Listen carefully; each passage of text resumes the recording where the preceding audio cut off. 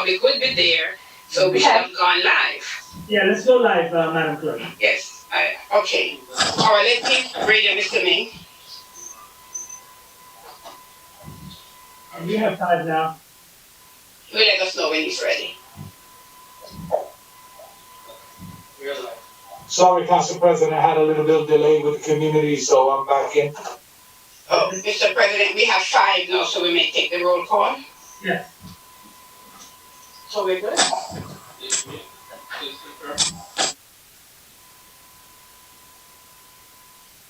a minute, Mr. President. Council President, you heard my statement? Yes, and I acknowledge it, Councilman. Thank you, I appreciate it. Yes, we all did, Councilman. I love you, Councilwoman Rubicon. Yes, Mr. President, yes, we're live. Should I begin with the roll call, Mr. President? Yes, Madam Clerk. Yes. Roll call for Municipal Council budget hearings of October 29, 2020 at 5 p.m. Councilman Abdelaziz, Councilman Chaherty, Here. Councilwoman Khan, Here. Councilwoman Davilo, Councilman Jackson, Councilman Mims, Here, Madam Clerk. Councilman Velez. Hold on a second. Councilman Velez? Present, Madam Clerk. Okay, thank you, Councilman Velez. Mr. President, Yes. the record reflects the third ward is vacant. Continue with the other notices, the 48-hour notice? Yes, Madam Clerk. Okay. Meeting covered by 48-hour notice. A notice of the time, date, location, and agenda of this meeting was transmitted to the North Jersey Herald News, the Record, the Arabic Voice, Italian Voice, Passaic County Pulse, Dominicana News, Pescator International, El Especial, the Paterson Press, the City Post News, Tap into Paterson, in addition to any other publication duly requesting such notices. At or about 11 a.m. on September 28, 2020, such notices were posted on the bulletin board. I'll read the public notice. Pursuant to the Open Public Meetings Act, be advised that the Municipal Council of the City of Paterson has scheduled budget hearings to be held via WebEx/Zoom for the purpose of discussing the calendar year 2021 municipal budget with various departments. Public portion. To participate, you dial 973-321-1579 and enter code 8326. Dial 973-321-1579 and enter code 8326. Press star 1 to listen to the meeting. Press star 2 to leave a recorded comment. Press star 3 to be added to the speaker list. And today, which is Thursday, October 29, 2020, at 5 p.m., the various departments are Police, Museum, Library, Department of Health and Human Services, and Finance. And on Tuesday, November 17, 2020, at 5 p.m., the various departments will be Economic Development, Department of Public Works, and Fire. No formal action will be taken. Mr. President, you may begin. Yes. Welcome everyone. To the viewers at home, we were not aware that we were not live for a little bit, so we discussed the museum from year to year. There's a request for a half a position, just to give you an overview of what was discussed, for a half a position that every year actually the request is presented to us, and that's the only item actually that will go back and forth. Councilwoman Mims also asked for a status of where, where we at with a lot of the improvements that were required to be done in the museum. And she also stated that we need to look into that further to see, where we at. The final, I made a recommendation that given that we have this COVID, although, what they're asking for is not something humongous, is half a position equaling $15,000. I suggested that we remove it, recommended to the administration that for this year at least, we remove it and we'll add it, in the future year, but we'll remove it because it's only $15,000. We're going to continue to do other budgets and we might be doing the same in some other budgets. And we should be billing the taxpayers. That's how I feel for money that are not going to be spent, most likely. Council President. That's what we left it at. Councilman Velez. Yes, just quick. I know it's a small budget, and the museum have been closed for almost this month, almost 8 months already because of the pandemic. But I'm curious if the administration catch up with their responsibility on the court mandated to fix the HVAC and listen. I'm just curious if they're not going to come back and send money for that. Well, that's what I just stated right now, that the councilwoman brought that topic up, and some of the work have not been done, and we requested that we look further into it to get a status on it. No Okay. problem. We want to avoid fines and moving forward.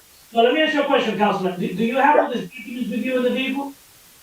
Actually, no, I don't have it because what happened when I was in my way to the office, a constituent called me with an important situation. I had to go to another way. That's why I'm not getting late. The only reason I ask you is because, you are gonna be able to participate with no problem, but I think you do a disservice to yourself just by, not having the papers in front of you. And it might cost to extend the meetings also, because you're not looking at the same things we're gonna be looking at. Correct. What I'm going to do is, for respect for quorum, while I log in until I get to the office, that's why, Thank you. okay, to respect for I quorum. appreciate if you come to the office, that way we could, we need your input, so, I'm in my way there, that's why. right, thank you. So, thank you, Director, Thank you. this is, I don't see an issue with this budget, to be honest, but I'm just recommending that I guess we remove for now, just like we recommended last year. Thank you very much. Thank you. Have a pleasant night and stay safe. You too. Thank you. So next we have library. We have Mr. Fleming. Yeah, I see him there. He's connected.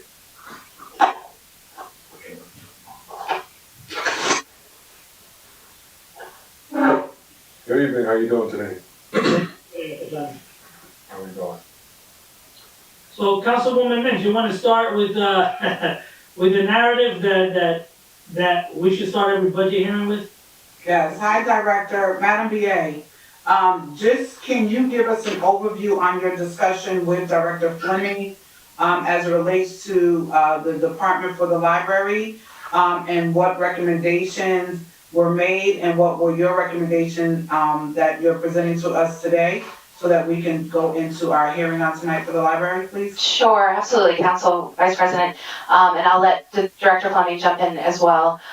When we met, we had numerous conversations. I think the library budget had quite a few vacancies in it that traditionally in the past had been filled. So we needed to just sort of triage those to see if there are ones that we could add in for this year's budget. The challenge that the director was having is that his services would be greatly diminished, especially opening hours. There would have to be some limitations on opening hours throughout the city. So we had a conversation and we prioritized 3 librarian additions. So you'll see that under where it says librarian 1, you'll see that the CY 2021 request is for 6, where in the past there have been 3 for both the transition year and the hearing prior to that. And as part of that, in the past, we've also put in an assistant library director position, and the director has sort of, sacrificed that one, given it back in order to fill these other positions this year. We're also adding back in a security guard, again, for some of the needs, and a librarian 3, which was already, also in process as well. So you'll see that those are the major changes to this in comparison to other years. So Madam BA, so just to start with that statement, we get a memo that came out that we have some uncertainty if we were gonna do layoffs or not at one point. But right now, you're recommending, not Mr. Fleming. Mr. Fleming's responsibility is to tell you what he needs.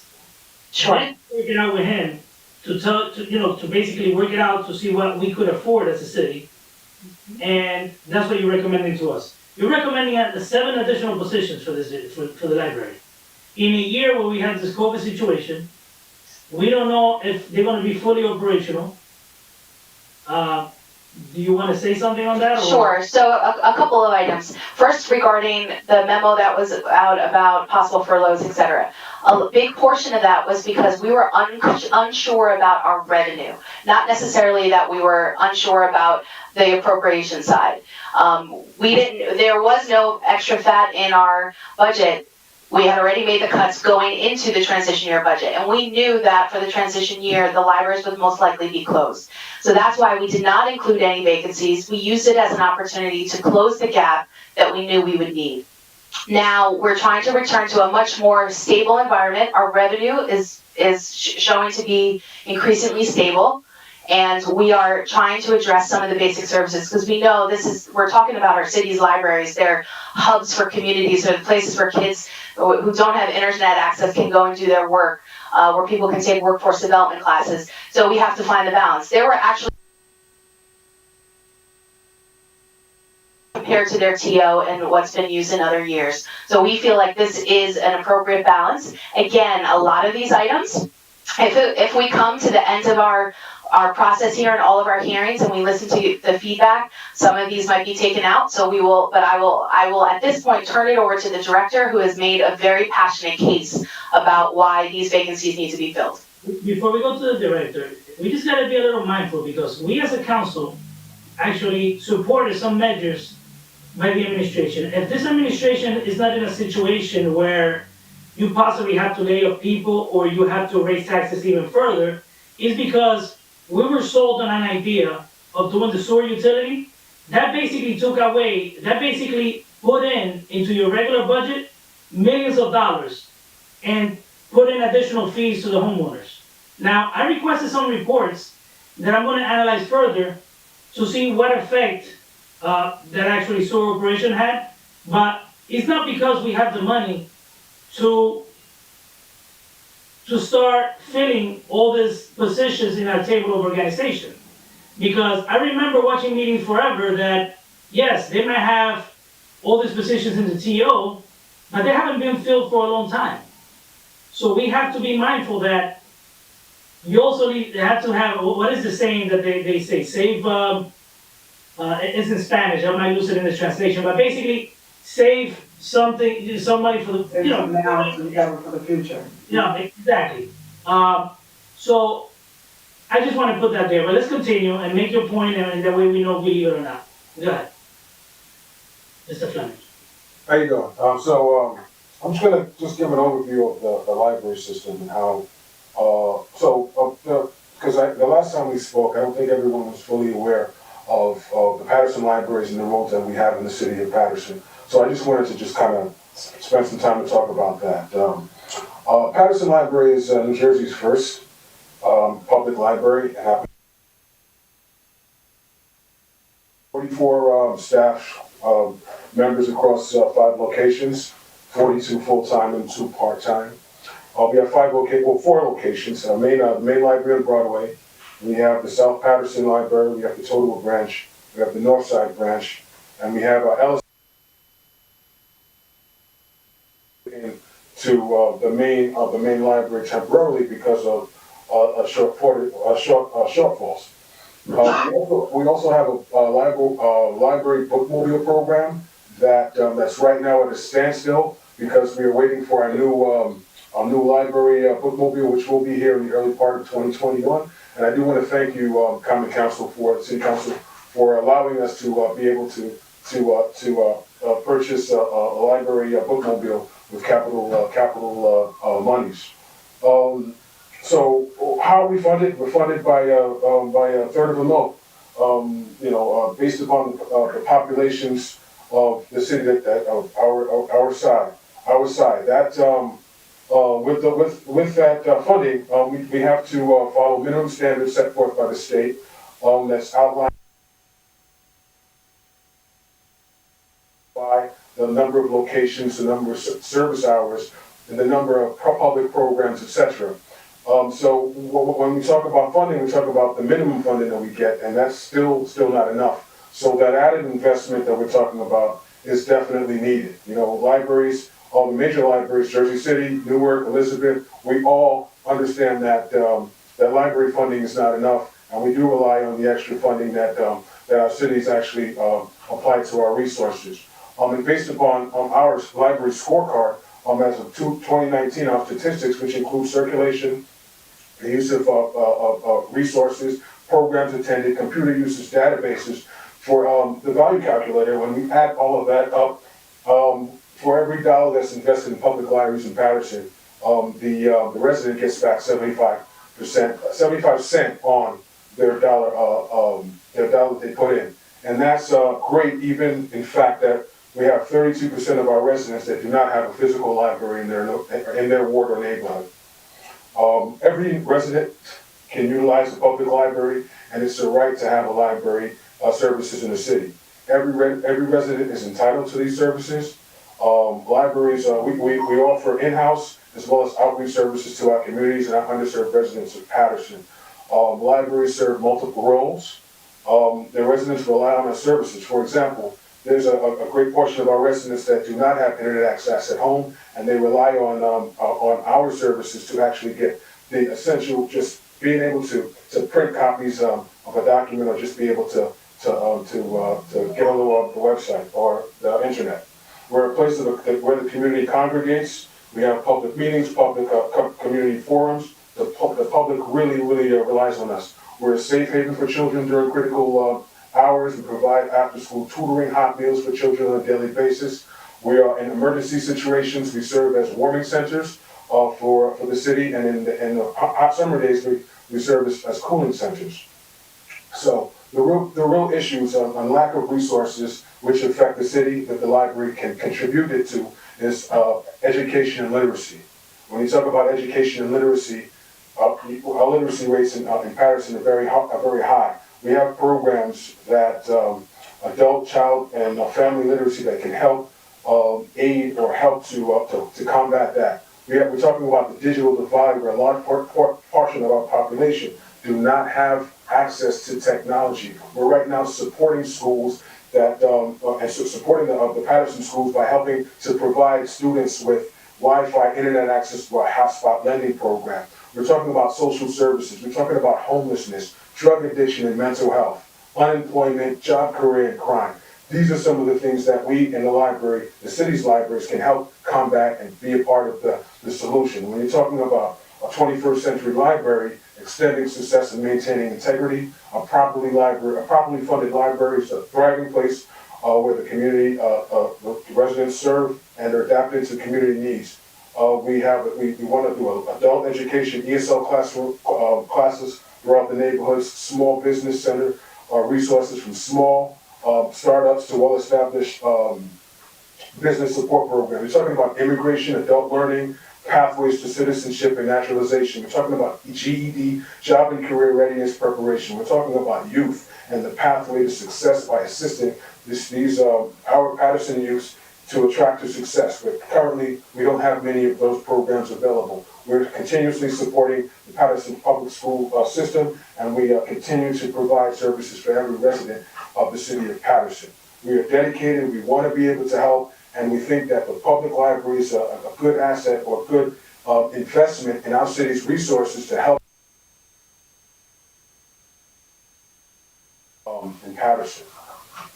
So with that, I'm just going to take on questions, but I just wanted to kind of share that my justification for, and the communication that we've been going through with the administration, and we've been working out to see if we can actually find solutions to some of the problems that do exist in Paterson.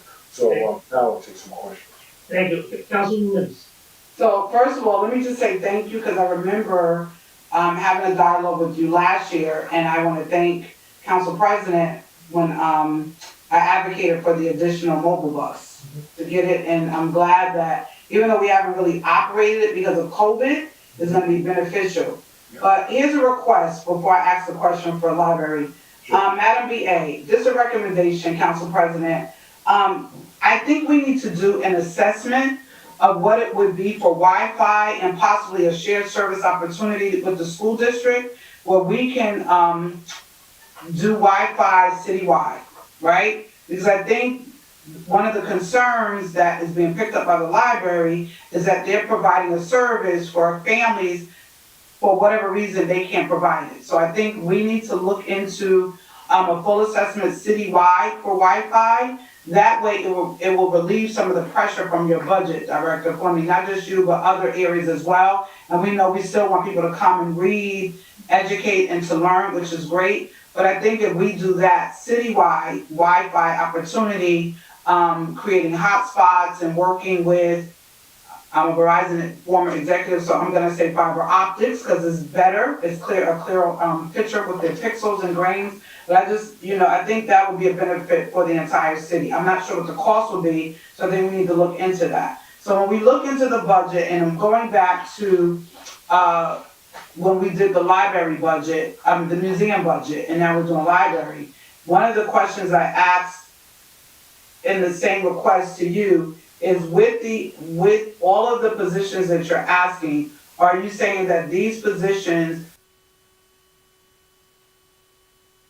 100% of their capacity? To answer your question, no. However, understanding, so to answer your question, no, that's not, the position is not gonna be able to help us operate 100%, the position that you see altogether. But however, as far as capacity, as far as understanding the situation, the financial situation from the city, at least this can let us continue to do work without majorly impacting library services. But Okay. we have worked very hard with the administration to make sure that we can not have to close library branches in order to just to be able to serve our residents. This is just a thought. I may be going somewhere else, Council President, so you can get me later. Just a thought with COVID, right? COVID is this unexpected pandemic that we're experiencing, right? We're not sure how long we're going to be in this experience. There should be a projected forecast through the departments of a projection of what we're utilizing currently and what we're not using currently due to COVID. Because when I look through operating expenses, some of the needs and requests for the 2021 budget, if COVID is still in existence or is at a height, that goes back to what Council President said in the last recommendation to remove. If COVID, what will really be the need at that point during the pandemic? Will we need to add the 287 or the extra 7 positions? Is that a real need if COVID goes that way? So, I get this process, Council President, I think you hear what I'm saying? If that's the case, yes, we need to have these in every department, what you're asking, we understand the needs, but the question is with COVID, have we considered, really considered all the things that we're not utilizing currently based on the pandemic? Because if COVID is here, will we really need to add 7 individuals in this department? Can we utilize them? Probably so, maybe not, I'm not sure. But not just for your department, Director Fleming, I'm just saying across the board. Because that's gonna be key to what we're doing. Because if that's the case, it should just be flatline, no increases, no anything. Because if we don't know what's gonna happen in 2021, we have to make sure with each department that whatever is provided, that you can function without all the other stuff. We know there's a wish list and things that we want, but we have to make sure, is it the right time to add these opportunities? So, Councilwoman Cotton. Council President, Councilman Velez had his hand up. I don't see That's him. okay. You don't see, I don't see him either now. He's back. He's walking to it. Oh, he's walking in. My question to the Director Fleming. I remember last year we was doing the budget hearing and I gotta wait till you come in. He's loud. He's muted. He's muted. Go ahead. All right. Oh, goodness. Director Fleming, I remember last year when we had the budget hearing with you, I know that you were short last year with some staff. And I remember asking you, with the state of New Jersey and the requirement that you have to have X amount of staff no matter what, you have to have it. I'm not that we're in, have they not required you to have the staff that you needed to have? Or, because I know we went through that and you had talked about that. And the next thing is too, and you can answer that, but the next thing is that, I mean, I like the city going citywide with Wi-Fi, but we still have a lot of homes that do not have even a Chromebook or computer or whatever.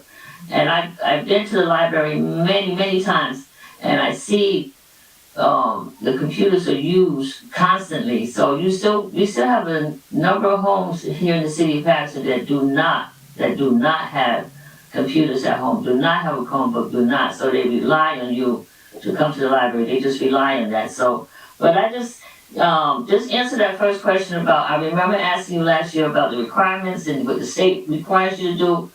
And I don't know what happened last year, we were able to put those numbers in or not, because the state do require you to have certain amount of employees in there. Yeah, so the state, they did loosen up on some of the minimum standards because they understood libraries were closed, but the employment part, the staffing, they did not budge on that.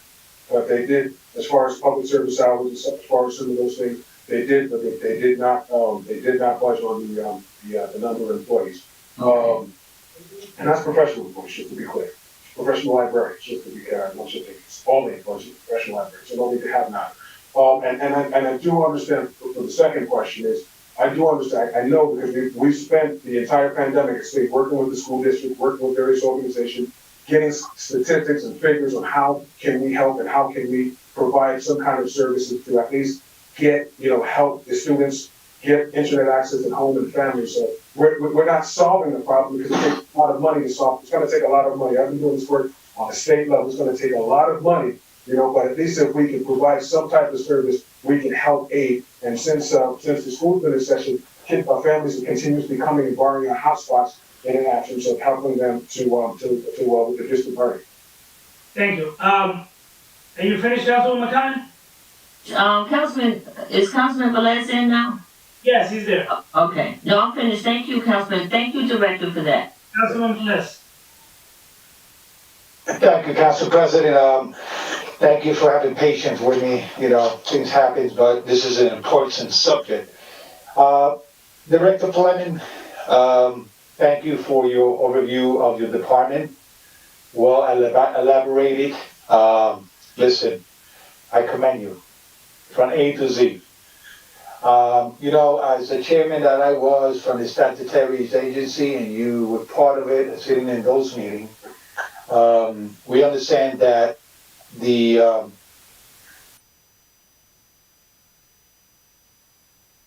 came in because a grant that came in by the state, the Department of State, and the visit of Mrs. Wade to the city of Paterson. There was a grant that you participate. Can you tell me how much was awarded in that grant and the functioning of the grant and how much is available from that grant that we spoke about? Can you give me some more information on the name of the grant, please? Yeah, the grant was, particularly we was awarded because you participated in, the grant came from the library. Is it Fresh Start? Yes, that's the one that you was going to be doing with the re-entry program. Yeah. Yes, correct. That's Fresh Start. The city of Paterson or the library of the city of Paterson didn't receive any funding at all. We just received the services as part of it. So we don't know, again, no money. So you worked that program and you announced that program without money? Well, the money actually came into the state library. It's the IMLS grant, which is the Museum and Library Service. The grant is a federal grant that was awarded to the state library. So we, the library, did not get any kind of physical funding. We did get services. Right. So the library means a lot for me. That was my kid's second home. You guys know that, right? Actually third home, because from school they used to go to the library straight to that library there, the main library. So how many employees you say you have right now? Right now, I have 44. 44? 44. 44. Yeah. 43, right? Well, hold on, let me see. Yeah. 44.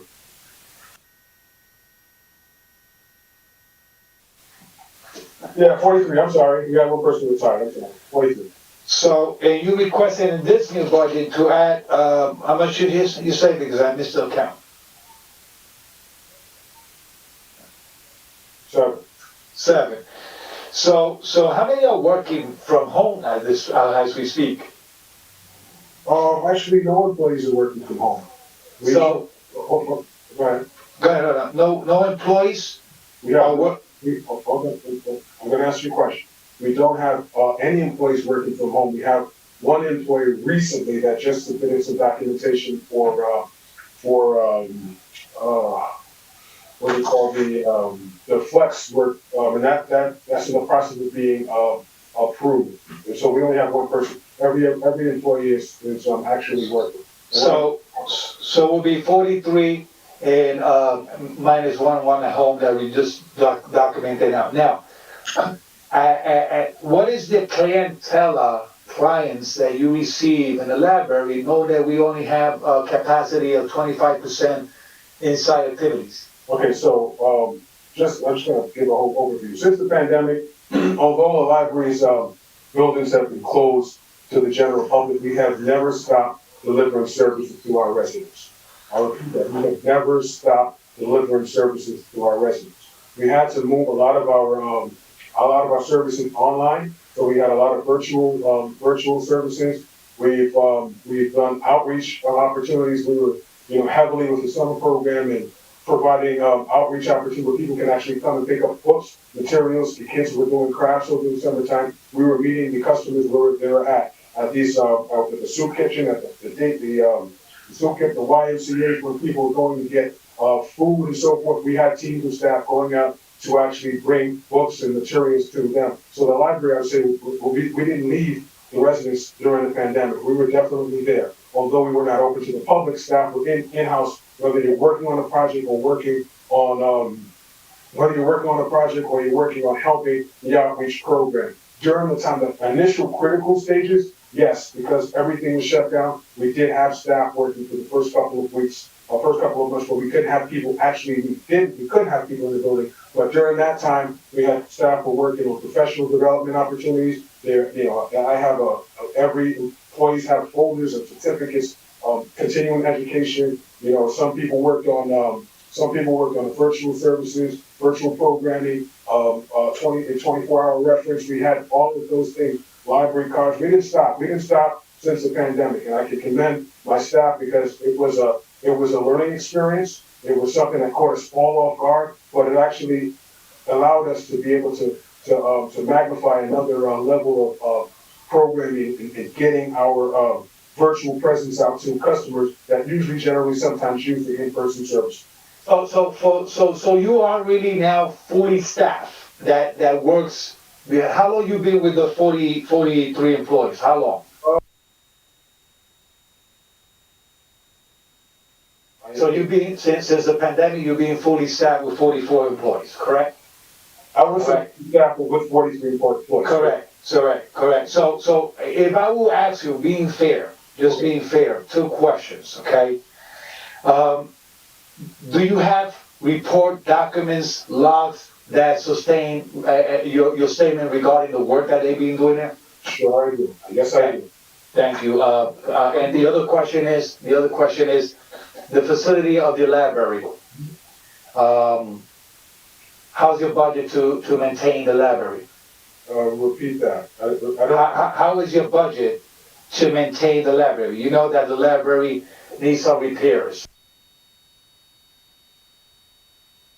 The elevators, how's that budget working out for you? All right, so if you talk about the operating budget, as you can see my operating budget, I don't have anything besides to run the building and keep the operation moving. As far as some of the capital improvements or what have you, we have been successful in being a part of the city's capital bonds, and that's working out well. We also have a capital improvement grant that's already submitted in for the state library, waiting to see if we're gonna get approved for the matching 1.5 matching funds. So, but I think that as far as capital improvements, I think we're doing good. So you say that you're expecting to match $1.5 million? It's a 1.5 total grant, and it's $750,000. Okay, I got you. Thank you, Council President. No, it's not turning out. Sure. Councilman Schroeder, you had a question, I'm sorry. Thank you, Council President. Director, my question is going to allude directly, well, relatively same to what Councilwoman Mims has stated regarding shared services. Through the county one-stop program, they offered a GD ESL program that we were able to partake into through a grant. So we didn't have to pay for staffing. We participated in that program about a year or so, and if I'm correct, the county is still offering that similar program. I see that you have two individuals, a literacy coordinator and a special ed teacher. I'm assuming that they're participating and helping with the GED, ESL, or any type of, and I know, granted, for the need that you have, you probably need more. Has there been any consideration to apply for that Passaic County one-stop grant? So you'll have enough to buy 3 teachers pretty much, or staff 3 teachers with the fringe benefits as well? So I did not know about that, but I do have, we're talking about capacity. I work with the city's grant writers to try to, and to try to get whatever grants we can for libraries, and they send us that information. I did not know about that. Now that I know about that, I'd ask if you can send me that information. I would definitely follow up on it. I don't have a problem with applying for grants. Don't have a problem with partnering with organizations. Don't apply to leverage, relationships or fund or foster relationships to get the work of the residents done. So if I can provide, I can connect with you so that you can send me that information. I'll have somebody on it as early as tomorrow. So, thank you, Councilman. You have any other questions, Councilman? No. Okay. So, same line of question I asked you last year. Other funding sources that you get. You get any other funding sources to support some of your salaries for your staff? No, we don't have any funding sources to offset the cost of staff. And those grants or other funding sources that you do receive, can some of those funding sources be used to offset some of the salary? Any grant funding, we always try to, any kind of grant funding we apply for, we always try to offset the cost of salaries or wages when we apply for the grant. So let me just remind the council members. So last year, we had the same discussion, and last budget hearing, there was no COVID. We did it back in maybe May or March or April, May, I don't recall exactly. We agreed actually with the administration to fund 43 positions. You see that column on your left, 43 positions. Now, the statement made, and I hope it's not made in the future, you could make the statement that you would like, or the city should provide more resources for the libraries. But when you pass the comment that we're only providing the minimum, I think that could be misleading, and I'll tell you why. According to this document, and I remember from taking these courses, there's a minimum required from the state that any municipality provides to the libraries. Mm-hmm. Our minimum required is like almost 2.5 million. Okay. I'm just rounding off. With the fringe benefits and everything, we're providing 3.7 million.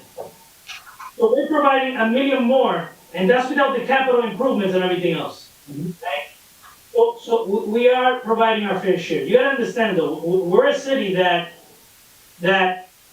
we have hit our taxpayers with additional fees in the past 2 years, and that's why you don't hear often now that we gotta have all these layoffs in the city of Paterson. And people might wonder how come the city's still in a favorable, I wouldn't say in a good financial situation, but at least not we're in a better financial situation than we're in the past, but that burden has been picked up by the taxpayers.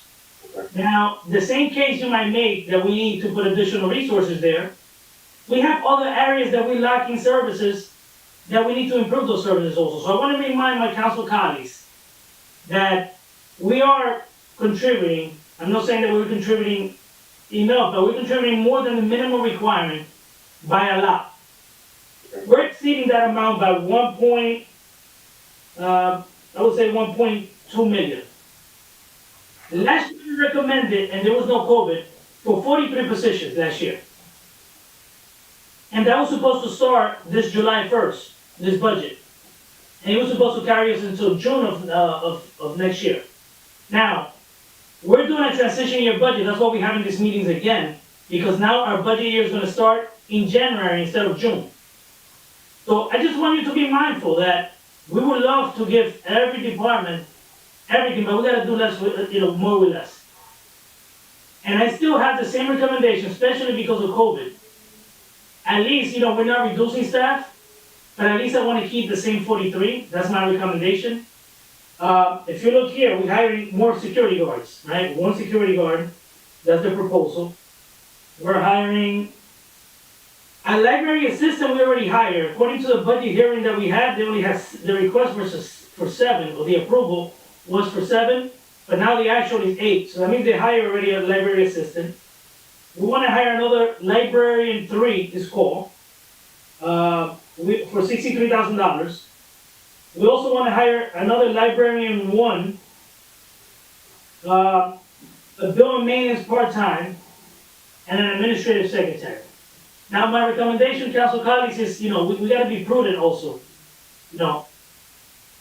I hear a lot of complaints often, there's people that are, on the verge of losing their homes also. And I believe we should keep it to the same amount as we agreed upon back in May or April. And you have another opportunity to bring it back up around the same time, the next year. But I think that's what you should recommend, that would be the prudent thing to do right now. All right, so can I say something? Yes. All right, so the first statement that you made, that I said that the council was giving the minimum, I never said that. I said that based upon, I never said the minimum, that you guys were giving, that the city was giving a minimum amount of money to the library in excess of the minimum. Pardon? I said I misunderstood, so repeat it Yeah, again. I just want to be clear that I didn't say that the city was giving a minimum amount of money. What I did say that based upon what we get, we receive a minimum amount of money, and the city invests actually in its residents a little bit more than we get from the state minimum. And just to be clear, when we talk about the state minimum, if we only receive the state minimum, we're talking about one building, 25 employees, and service hours slashed in that one building by 33%. So we're talking about at least 20, we'll only have library services for 15% of our residents if we indeed were to receive. So I'm just pointing that out. So I appreciate it, but what I'm pointing out is that we're not reducing. The recommendation is that we keep the same level you had that we recommended 4 months ago, or 5, which was back in May, I think it was, or April. That I believe that we have to be prudent. We have worked with this administration to put them in a better financial situation, to start spending more, to actually, improve the services, but also have some security, have some stability in our finances. And we will not have stability if every time we get extra dollar, we find a way to spend it without, I'm saying, your job, you do your job. Your job is to request what you actually need to run your operation. But the job of the administration is to provide services and keep costs down. That's key. They gotta try to keep the costs down as much as they can. So all I'm saying, Mr. Fleming, is I think the request is reasonable, but I think given that we have this pandemic situation right now, it's a lot of uncertainty of, what level of service you'll be able to provide. Anytime they can close the libraries, anytime, if things get worse. All I'm saying is I think it would be prudent, fiscally prudent, that you currently have, which is 43. I don't think it would be prudent to give you the okay to hire more people at this time, because at the same time, by us allowing departments to hire more people, even in a situation that we might be short on revenues, then now we have to lay off people in the city of Paterson, and that's really ugly when that happens. So we want to put ourselves in a situation that we have to lay off people later on. All right, so can I just say something to your point? All right, that's fine. And just so that you had named some of the positions, some of the positions that were actually taken away from us last year, or withdrawn, or how just the terminology they use. Never taken away, because never happened. You had to, Prior to that, the positions were, what's the budget terminology you guys use? Hold on. I think it's backed out, right? So what happens is when these positions were backed out, some of the positions that were backed out, understandably, that moving forward, right? I understand that we have to have an outlook on the pandemic and so forth and make a case for it, and I totally get it. But in the event that we do have to open up locations, part of some of that, maybe the security guard, the maintenance, some of those positions were, as far as when we're talking about COVID, running a public library or anything like that, being safe for the residents and the staff. So we had to think about putting, in the case of things. We weren't, so that's kind of. you know what would be helpful though, Mr. Fleming? Sure. Councilman Abdelaziz brought up a valid point before. Sure. We have multiple libraries throughout the city. He asked for a traffic, I wouldn't say a traffic study, but basically, yeah, traffic study. He wanted to know how many people actually go into those libraries, and I don't know if he specified like the services that they were there for also. That is very helpful also to make your case, get additional, because I know now more people are going in digital with a lot of the stuff. Right? I'm not saying that we're gonna get rid of the libraries, that's not what I intend to say, but we have to actually have to fund positions based on facts and need. And Councilwoman always talks about a needs assessment. This is a perfect situation where you could make your case by stating, look, in the South Paterson Library, this is the amount of people that we got going in. So that's why we need this, and that.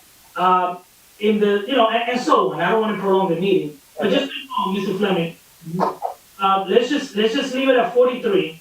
That's my recommendation. Okay. And next year, you submit the request again. But right now, we're on time of uncertainty right now. Okay, yeah. How about you? Council President? Count first. Yeah. This quick, it's gonna be quick, Councilman Velez. So just again, Madam BA, as requested before, the camera wasn't on, so I wanna put it back on the record as requested as it related to the museum and now the library. This will be a part of the recommendation list for this department, that we will identify what those positions are in salaries. So, this is a good thing for the directors, because if perhaps a surplus or we have some extra funds, this wish list can be revisited and brought back before the council. So please add the items of recommendations to that list as well. Also, when it comes to a recommendation, when it comes to, I see like the employees that are currently in positions, just to add the date of hire. Because I want to see, when it comes to salaries, I want to see how long that person has been in that position with that level of salary. So we can add the date of hire next to that line of the name of the individual, the salary, and then I want to see the date of hire, of how long that person has been in that position. Thank you, Director. Thank you, Director. That'll be, let's go to the next, Council President?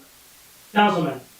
Yeah, is that Councilwoman acknowledged me. I don't know you heard me when I was asking, just a statement that I want to make. I don't know, you said that they could come back in the next budget cycle, or they could come back in the middle of the budget and amend it? Next budget cycle. Next budget cycle, okay. Is there any chance? Amended before even the COVID, just so you know. What was that, sir?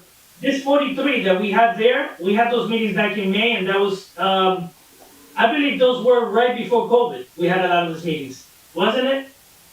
No, Council President, that reflects a lot of the cuts that we made, the backouts, as the director said, because of COVID. Okay, but let's not use the word cuts. No, the backouts, that's what I'm. Even the word backouts I don't like. Whatever a department requests from you, and whatever decisions you two make, let's not make it seem that it's a reduction because it's not. The positions are still the same positions that he had before COVID. It's the same ones.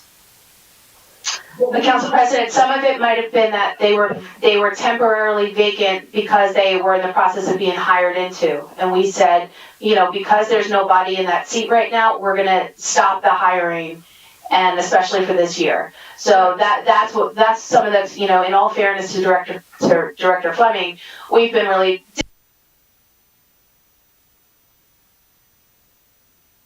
of service and taxpayer. But some of it in reality was that at the end of FY20, people had left, people had retired, and so we didn't fill those, and then in TY40, in the 43 that you see, that's because we had already anticipated not filling them for that year. Council President. Hold on a minute, Council. Yeah. And you know what, I often hear, and I watched council meetings for 12 years, like, when I became a councilman. And I have never heard administration mention so much the TO. I have never heard, because we're in a financial situation before this last 2 or 3 years, and all the crazy, you know, all the things that we voted on as a council. Every year we had a financial situation, every year. We were asked to stay for more and more and more and more money. And we had to be very diligent in the past of how we spend the money. And that's all I want to say. We gotta do, Okay. you gotta do less with more with less. And Council President, and my point is that, and you just stated that don't use the word back out. I would like to not use a word that is not real. And I know, Madam BA, you only have like 6 months as a BA, I believe so. Okay, I've been sitting here with 2 previous BAs, I could say with you 3. And I always ask this question when they use the surplus word, you know, and at the end of the day is a fictitious surplus statement, because when it comes up to approve, then we ask for the surplus, they say, oh, there was no such surplus. So I want things in this budget to be approved based on the realistic facts that where we at, if we are in a distressed city still, or we are dependent in state aid, and because we talking about hiring and salary and TO. And Council President, the only department that use the word TO a lot is the police department, because the state is mandatory to be able to get the grants or whatever. They need to have a TO. The word surplus, and just to justify hiring, salary increases, and inflating a budget, it will not serve any purpose, only to satisfy the administration. But at the end of the day, we're going to go after the taxpayer, and that surplus is just fiction, not reality. And we don't want to do a disservice as a legislator to the residents of Paterson. So if you're going to use the word surplus, and I'm not saying because the councilwoman just stated it, it's because the administration has been using the word surplus for the past week. And I want to make sure that really there is a surplus that we could go afterward.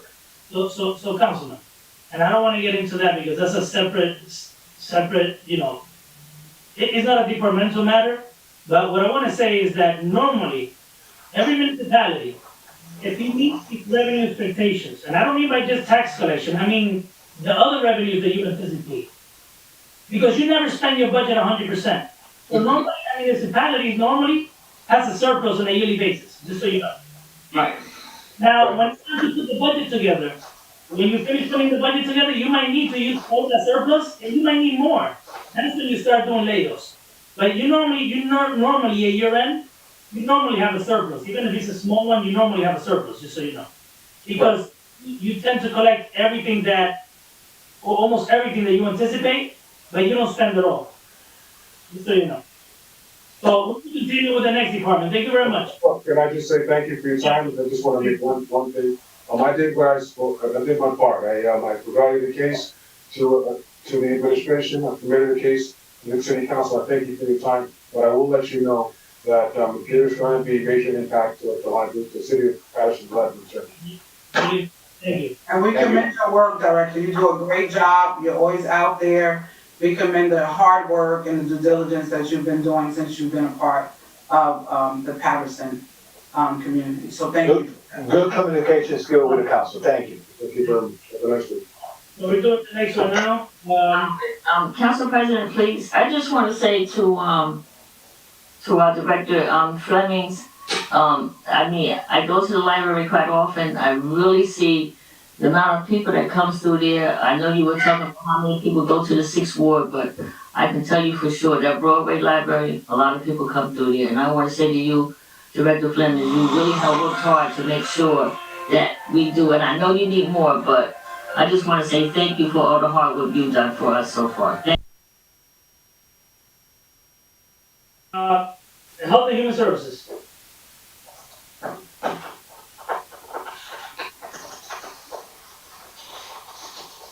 So before you get started, Madam BA, can you do the opening dialogue? Sure. Well, this one is a little bit different because it's so big. So once we go through each division, I think you'll see, and the director will sort of lead us through.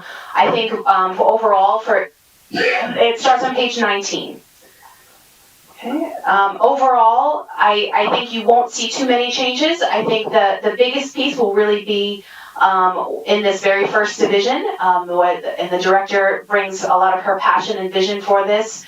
And some of the changes that we see budget-wise include a health worker, what is called a mental health worker, but that's a social worker who can then really focus on some of the issues that we're not addressing right now, some of the gap issues. But you'll see a very conservative budget across the board for HHS.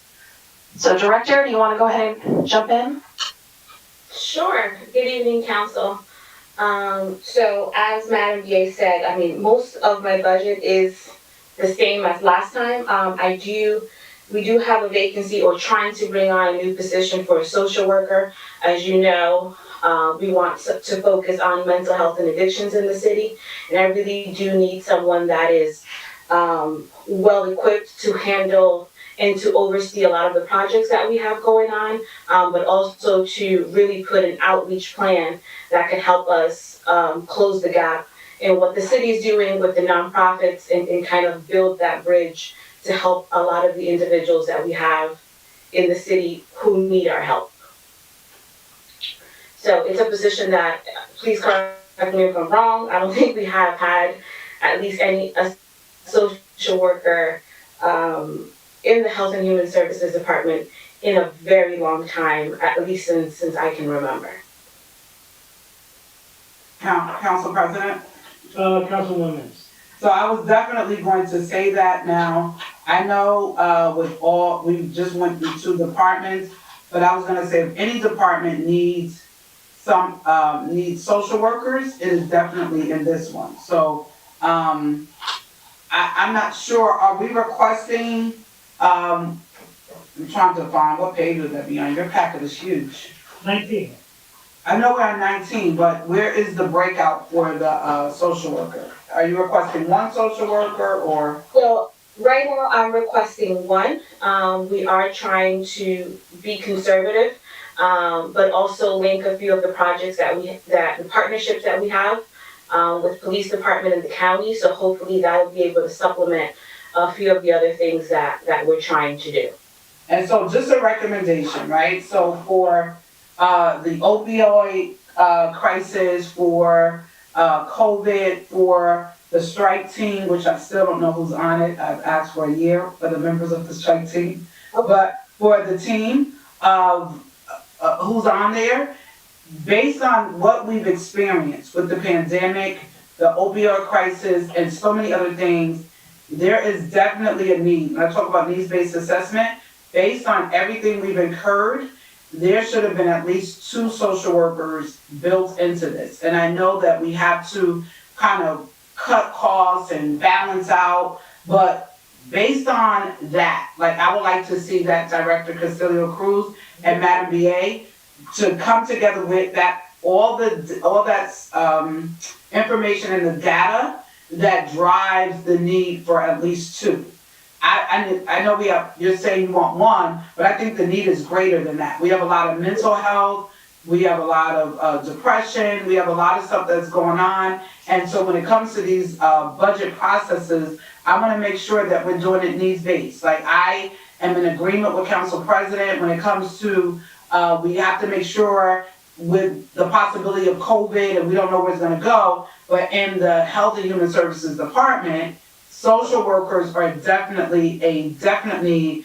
And I didn't even mention the shootings, which is an additional reason why social workers are definite. So can we revisit that with the stats and represent that information, Council President, if you don't mind, so that we can justify that need? Because I think one is not going to suffice for all the stuff that we have going on. I know sometimes we're like, I just want to start here and then we could look, but I think if we're able to justify the need with shootings, opioid, homelessness, and the list goes on and on, I think that's an area where we can definitely benefit. That's just my recommendation.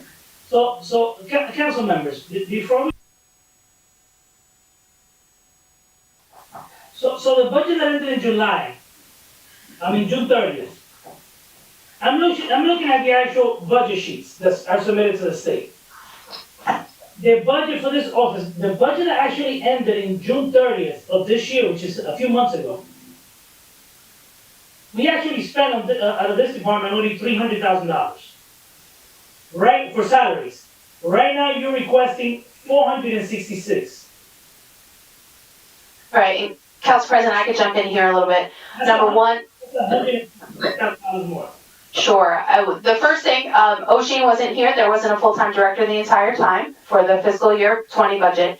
The community relations specialist position was covered completely through CDBG in a different way, and we're absorbing that into this department and growing that capacity. And then the mental health worker was an additional one. So that change we talked about at last year's budget hearing. Yes, and I remember myself, right? I was not too happy with it. I know you still went through with it. But just so you know, I noticed that since you guys have been here, all of a sudden, every time you move someone, he goes into that title. I know two people already that got moved and got put in similar titles. What is it? Well, that employee was already holding that title because they already had a civil service title, even when they were being paid for, like, through the grant. Okay, so 100 so right now we also have an office manager. Correct. I don't think this is a situation to get an office manager. So in this, $70,000 for an office manager when the director makes 92. That's a $22,000 difference, which is crazy. in this position, what I'm looking for in the office manager and the need that we have is, we are making, I know I'm supposed to, we were speaking about making some structural changes, and it's something that we're working on, but this office manager will be working not only on, budgets and personnel levels, but we'll also be taking on that for senior services, working on the budget for youth services and in compliance for personnel, as well as school-based. So this person will be, it's more of an account clerk type of position, where they will be working with all of the personnel from all of the divisions, all 5 divisions of human services. Also the person that does all of the personnel documentation for my department. So this is a concern that I always had, and this is where an administration will come in and sit down and just don't analyze and basically analyze all their staffing. I said from the beginning that ever since you got the admin system, some changes needed to be made into the finance department. You have too many people in treasury, and this is from me, I used to work there before. So I know what I'm talking about. A lot of the stuff that was done manually, some of those positions are no longer needed, to be honest, because when you do one transaction, especially mine, the function that I used to have here, if I were here right now, you would have to give me some other duties because that function was no longer needed, because everything will have to be put in manually into a ledger. Now when you post revenues, it hits all the GLs and everything at the same time. So my suggestion was, since I started here, is that the administration would analyze every position and get an idea of everything that they do, right? For example, you have someone in treasury that their only job, from my understanding, maybe I'm wrong, is to do reconciliations for the district. So we're paying someone here just to reconcile accounts for the district. Maybe I'm wrong, right? Maybe I'm wrong, maybe misinformed maybe. But the point that I'm trying to make, you made, you could grab one of those staff members that have extensive experience with grants and even accounting, and you will actually move one of those people into that department. Yes, that department now, the director, the position you're requesting, yes, your salary will go up, but then their salary in finance will go down. And it's an offset, it's nothing to the taxpayer. Madam Speaker. Sure, I just wanted to jump in. I see where you were talking about in terms of some of those other positions, but here in this office, it actually would be someone coming from internal who is taking on a lot of this responsibility. And so it was somebody who was already, for the FY21 budget hearing, was under the keyboarding clerk position. And they have in the city, it's something that we have found, like you were saying, we have done an analysis of all these different departments, and we're seeing that there's a lot of people are performing duties that are required. We have very little of those middle management. We either have directors or we have account clerks and keyboarding clerks. But there's all these other tasks that are required, and the more we build these middle managers, the more that they also can take on other responsibilities. Office manager is one of those positions. Management specialist is one of those positions that provides a little bit more. Not you're a much more simple job description under civil service as a keyboarding clerk or account clerk. So we're not creating a full new position for office manager. Some of that salary was already absorbed in the budget through the keyboarding clerk. Madam Mayor, let's keep it simple then, so we don't extend this discussion. Let's keep it real simple. Mm-hmm. Last year we spent 300, I understand, because we didn't have the director, the whole year there, just a portion of the year. Well, tell me what makes up the $166,000. How much of the director's salary was not charged on that year? And then go from there. Let's just keep it simple. Director, when did you start? I started in September, so the first two months and a few weeks was that part was in charge. Then a part, which I don't know what that averages out. Then we added, or what we see here is the community relations specialist at about $47,000. We have the mental health worker at $60,000, and then the office manager position at $70,000. But some of that kind of balances out, as well as you'll be getting about a $7,500 grant credit being charged back as well. So council, how much is the grant credit coming back? To be specific, $7,480. That's nothing. But what I'm saying is, council members, this department have increased its budget tremendously. And that's what I'm going to point out. I don't think it's prudent, you have to have, how does this provide additional services to the residents, right? For us to even contemplate it. And I can absolutely answer that. With a mental health worker, we definitely need someone to oversee mental health and addiction services. The other two. The community relations specialist. Right now, I have two individuals. One person is the rent leveling coordinator, and we have someone who actually does municipal alliance, who has taken up a lot of the homelessness situation. There is a huge gap right now. We have people coming in our buildings. We have individuals, homeless individuals that we can't place. Or that we don't have the staff to do outreach. So we have individuals in my office who are not social workers going out, having conversations with individuals, trying to place them into hotels, working on providing them connections to permanent housing, to job placement, and that's what this community specialist will do. It's kind of help bridge that gap. So if you're looking for a job, if we're helping you find a new apartment, this person will kind of take care of that, as we're also working the 46 tests that we've just provided to transitional individuals. It's different from what the health department is doing on COVID testing. So we're doing that plus 200 individuals that we've placed through my department into permanent housing, and that's also counting those who are placed in hotels because of housing violations or their homes have been deemed inhabitable. So there is definitely different populations that we're working with that are in vast need, and I definitely don't have the individuals in my office to help as many people coming in. Only our rent leveling has taken 422 calls this year concerning individuals who are concerned about eviction, and working with inspectors, working with HUD. So it's definitely a lot going on.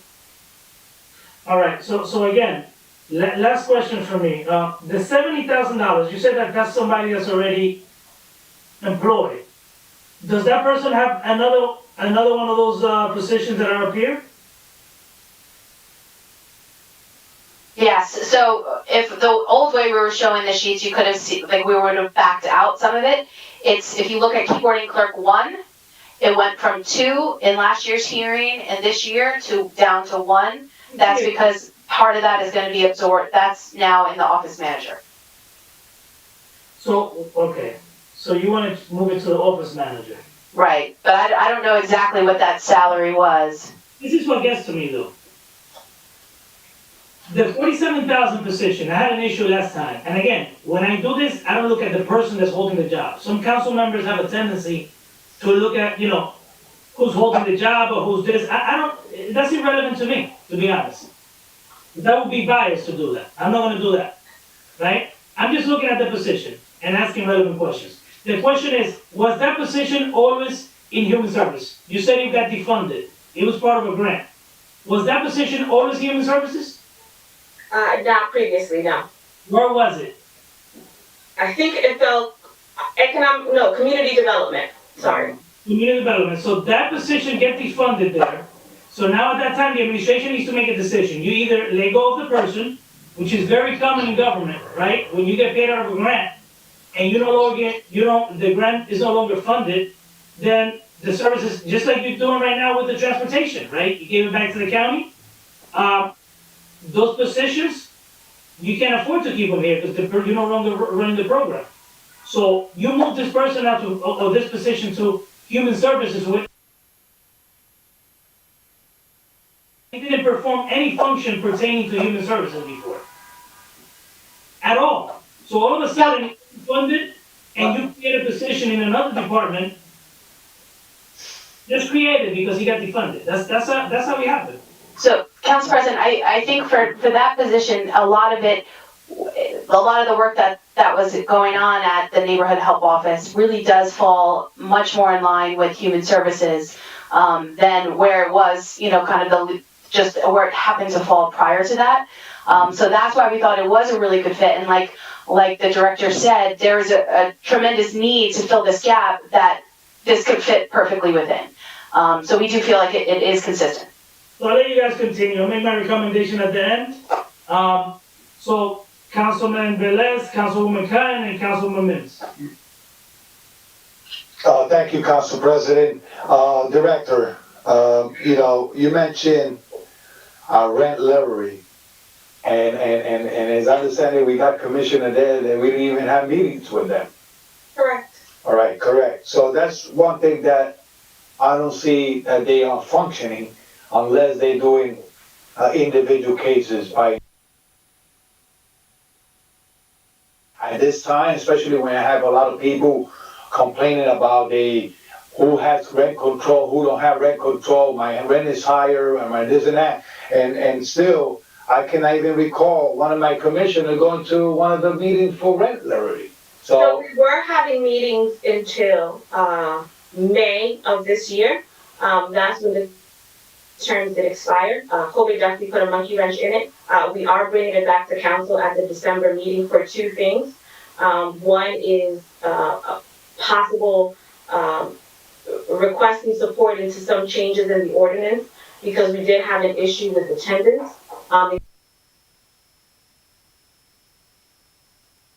And then as well asking the council to reappoint commissioners or appoint new individuals for the new year.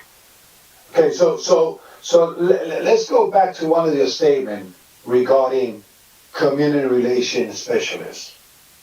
Okay. You have an employee that works under Barbara Blake's. I'm not going to mention. I believe is community relocation. Relocation. No, is Danny Rowland that's division? He's in your division or he's in? No, that's community development. Okay, let me tell you why.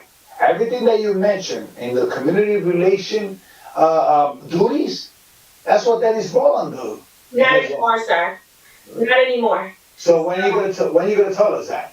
So that's first of all, it's not my department. So but he no longer does, and actually that was one of the reasons why we took this initiative, as we were trying to figure out what was going on. Relocation, and actually, someone in my office is looking into figuring this out because it's a little complicated, or more complicated than we figured. So there is money, and it is a state statute. What we're trying to figure out if it was a city ordinance as well, where there is supposed to be a fund for community relocation. That hasn't been active in a while. I can't speak to the time that it's been enacted. It's definitely been before this administration. So the city no longer does community relocation. So human services, what is done in community development, obviously it's not my department, but what this gentleman does is the emergency shelters, and most of that funding goes to organizations to provide that. So Director, you know, I'm going over all these pages. You got more pages than the police department, actually. You know. Yeah, and you know, and two things I know about your department. All right. The side that you oversees all these divisions in your department. And I understand that your department is a revenue generator and also is obtained by grants, right? So tell me, where in your budget, how much revenue you have bring to the city of Paterson to sustain a salary increase, just roughly, salary increases, added position to probably every division, and justifying change of title that still don't match, because what the BA is saying that she's doing this because the keyboarding clerk in the on the fiscal year 21 and the TY from 2020, it shows two. You're gonna give an increase of an office manager of almost $40,000 in increase. Okay, if you're gonna switch that individual from keyboarding clerk 1, put in office manager, you double her salary from 33 to 70,000. Councilman Velez, I just want to note that that's the salary of the person who's still there. That's not the salary of the person who was there before, which was more along the lines of 60,000. So okay, still is a double in salary. You telling me that the person is going to have a office manager work, so additional work, yes. So that person is doing that work now. We would like them to pick up that work, yes. That they would be doing work outside of just the keyboarding clerk title. This is one of the ones that's in process. So to be able, did they sign any kind of grievance to be able to be into this point? I do not believe so. No, director can, yeah. No, not a grievance, no. Okay, so how long she was working out of title then? No, so we want this person to pick up a few of these responsibilities, not necessarily that they picked them up just yet. It's what we're working towards if everything gets finalized. So director, if I 1,000 before. So director, if I will say you pick up this work, you are the director of this department.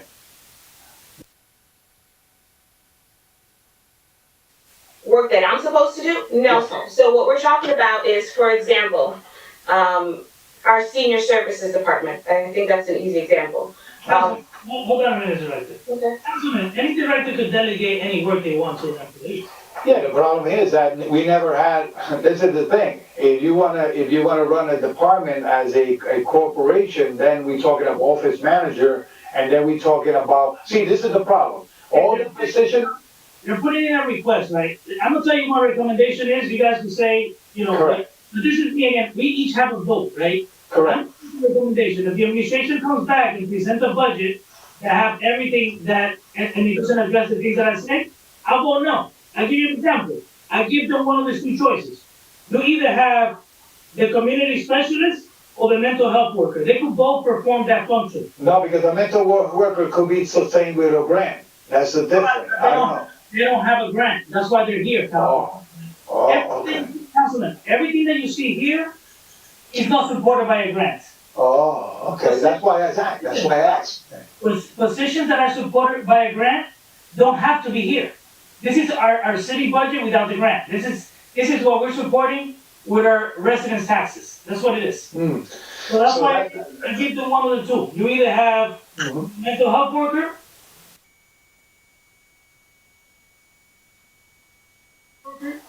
as a community specialist, I was against it last year. The administration proceeded before we even had the discussion, that's fine. You can continue, I'm sorry, Councilman, but let's just try to listen, we have a lot of departments coming up, right?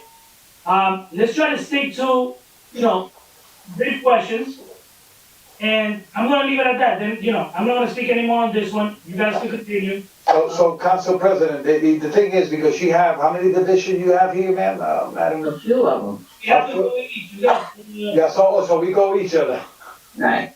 this is just her office right here. I know, and, okay, so that, last question for the director for her office. Director. Oh, okay, thank you, Still the same one. thank you, thank you, Okay. all right, thank you.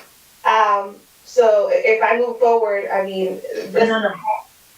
oh, sorry. Councilwoman Khan and then Councilwoman Mims. Right, I just want to say to the director, I know that they were talking about the community relationship specialist and the mental health worker, but, I know that the police department just got that grant, and I know that it seems like to me that some of that part of the money that they've gotten to seem like can help in the Human Services Health Department. It seemed like it should be. I could just say to my council colleagues that we definitely got to bring that rent leveling board back. My commissioner that I appointed attended all the meetings. There was a lot of commissioners on there who did not show up for meeting because we have an ordinance that we need to revise like yesterday. This stuff is so outdated in 1976, 1985, that can truly help some of the constituents here in the city. We have to go through that. We have to revamp. Some of that stuff is so old that it's no good. So we definitely back. Council members got to put reliable people on these commissions that's going to show up for meetings. That you got to put reliable people. And I can say that, and I'm just saying for you, Director, with this mental health worker, I believe that it could be somewhat come through the police department with this grant money that just came in that I believe it's 300,000 that we have to figure out with this opiate problem that we have in the city. It is getting totally so bad that we definitely gotta get a grip on it. Also, I'm not sure either about your department that goes out buildings or apartments and I just want to say to my council members that some people in the city here are living in really horrible conditions, and it's up to the health department to send the inspectors out, especially with mold and things that affect children and with asthma, and so even that piece of your department, Director, we need to see what we can do because of believe me, a lot of these buildings are in horrible shape. So I just wanted to point those things out to you that, we really need to look at that, grant money that we got from the police department to help us more too with that mental health person. Like Councilwoman Mims said, we need 4 or 5 of them.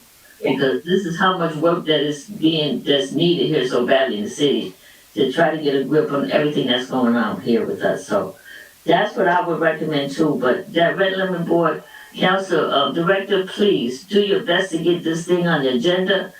We need to revise that stuff. It's just so old. We gotta get it revised. So please, as soon as you can get that up there for us to go through it, it would be appreciated.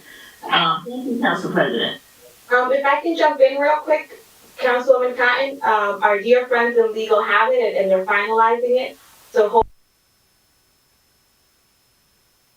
hope, so that we can get it all straightened out before the new year, especially now more than ever. We recognize the importance of the rent leveling board in this situation. Another quick thing before the police department has been a great partner. We do want to use the money that we have to provide additional outreach, but with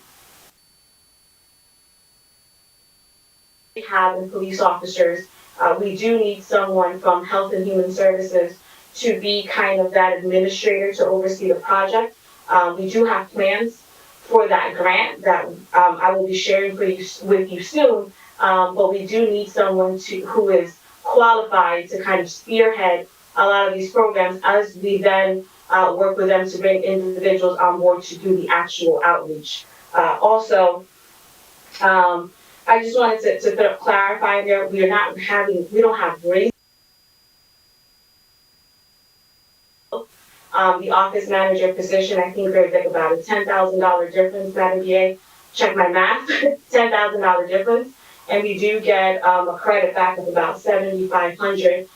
So it's not 100% even, but it's not a huge difference. And I understand the council wanting to be conservative in this time of COVID especially. But those individuals right now between mental health and addiction and helping individuals with, find help and also finding individuals find housing. Those are two very difficult things for me to say one is more important than the other. Our community needs it. And it's something that we haven't had in the Department of Health and Human Services, at least since I can remember. So we need individuals to get the services and the resources that they need through addictions and mental health, but also more than ever right now, we see a lack of aid, as Councilwoman Kine said, because some of the buildings in our city are not in the best condition. So we do have health inspectors, housing inspectors, fire inspections going out there and violating and having some of our apartments deemed inhabitable. So we do need to help these individuals find new housing, the sooner the better.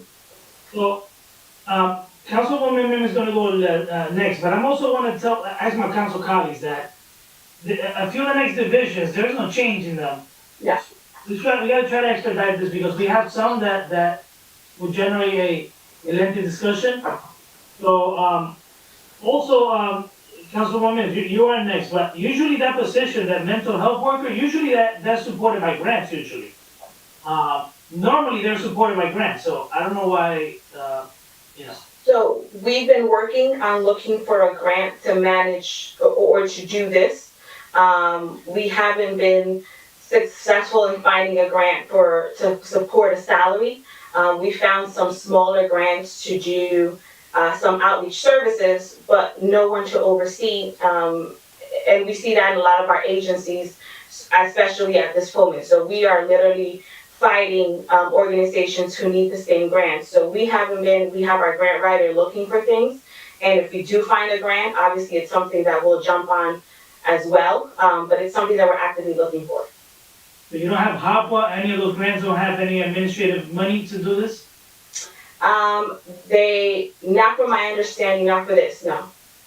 Right, so, Councilwoman Khan, let's take it home now, let's wrap it up, Yeah, just quickly, so I'm really happy, I'm looking forward to the city. You meant to say Mims. Sorry, Councilwoman Mims. That's because he loves us, Councilwoman Khan. It's a sweater, Councilwoman.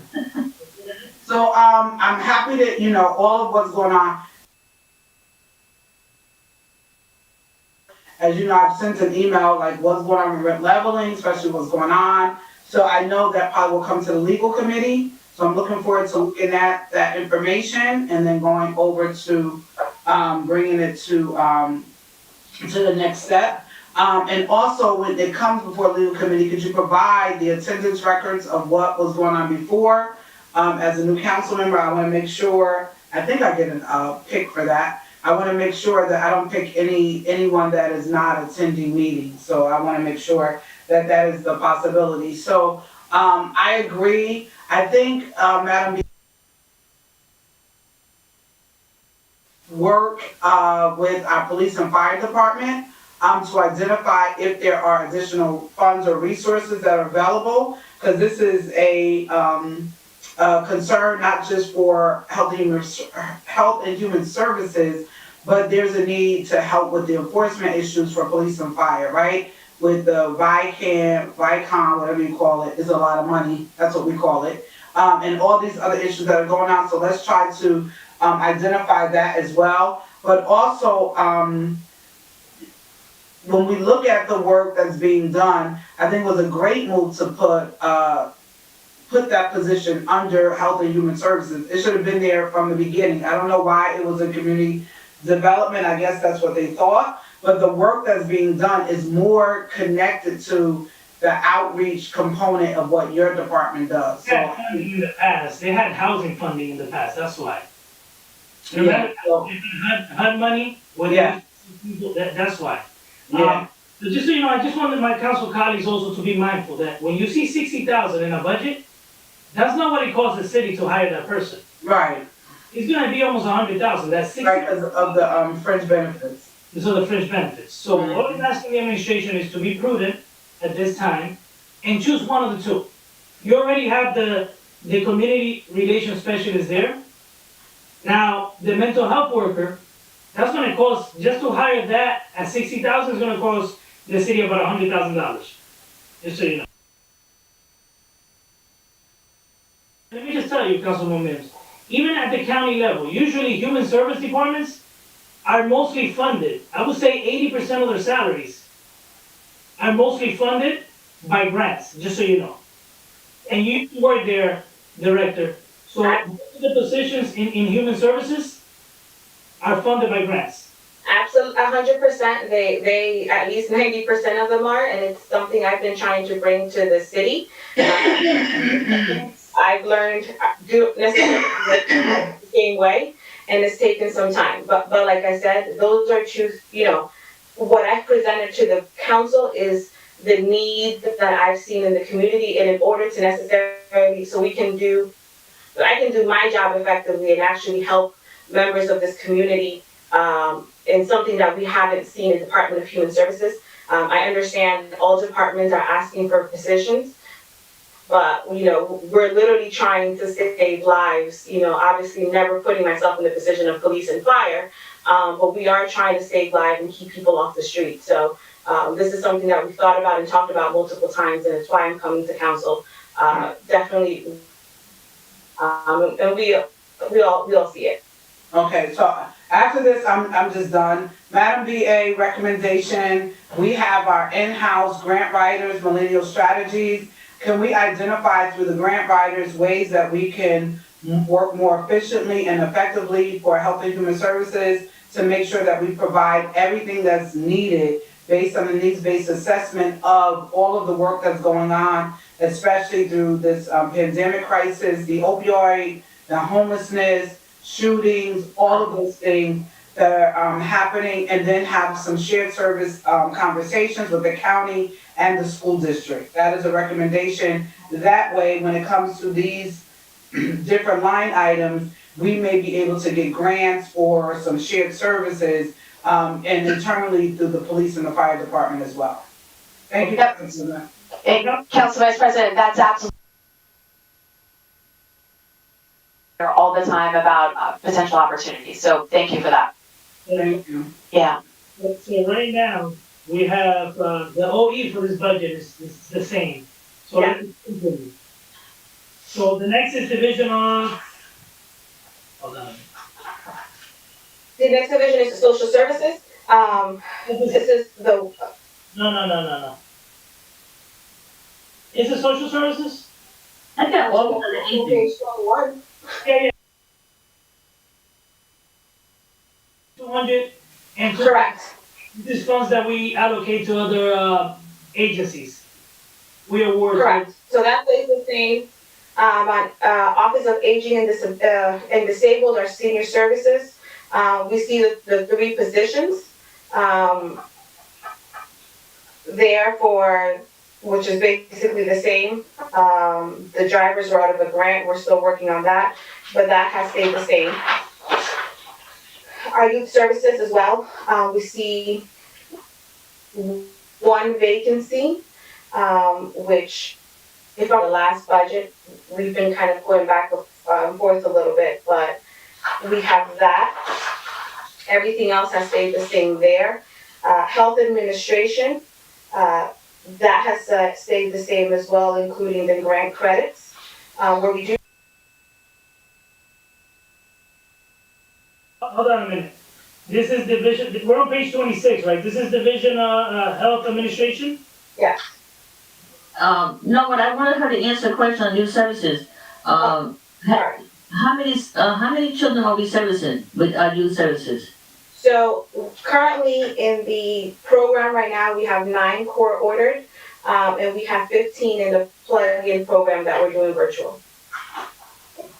What you mean 9 court orders? What you mean? So this, I keep saying the students, the young adults who are on the ankle bracelets and who are through a life skills program, there's 9 of them currently right now. That constantly changes. The court adds youth in the week. And then we have the 15 plug-in students, which are students that the director started a program partnering with our,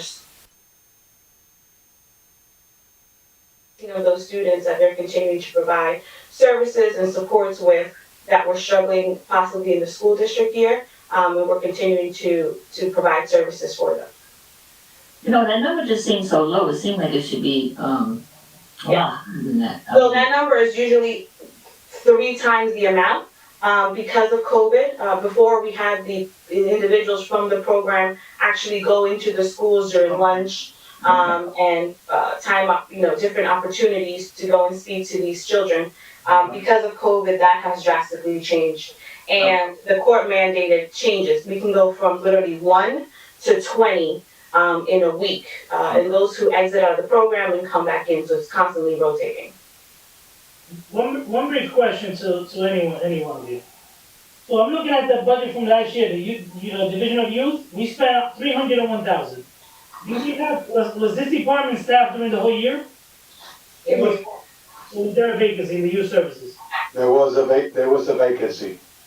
Oh, there was? Yes. There was a vacancy. There was a director. No, that's fine. The director was there. There was a vacancy at some point for the youth. Yeah, that's one. That's the one. So let's continue, council members.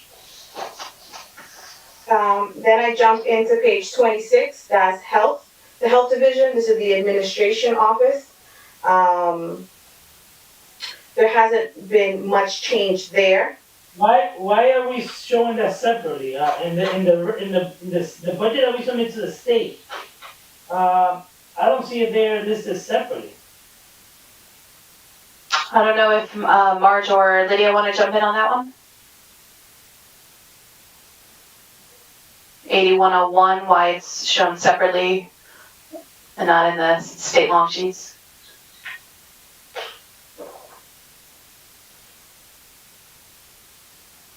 And Lydia, we can't hear you there. Oh, there's Marge. 8101, what do you mean not shown separately? So I'm looking at the state budget sheets, and I'm going down division by division. Maybe it's in a different section and I can't find it. And Council President Lydia is also, she can't unmute, so. 8101 is grouped together with other divisions, 8102, 8103, 81. So All the other ones were separated, and then we get to this one. This one is called health administration. We don't have that separated in the actual state budget.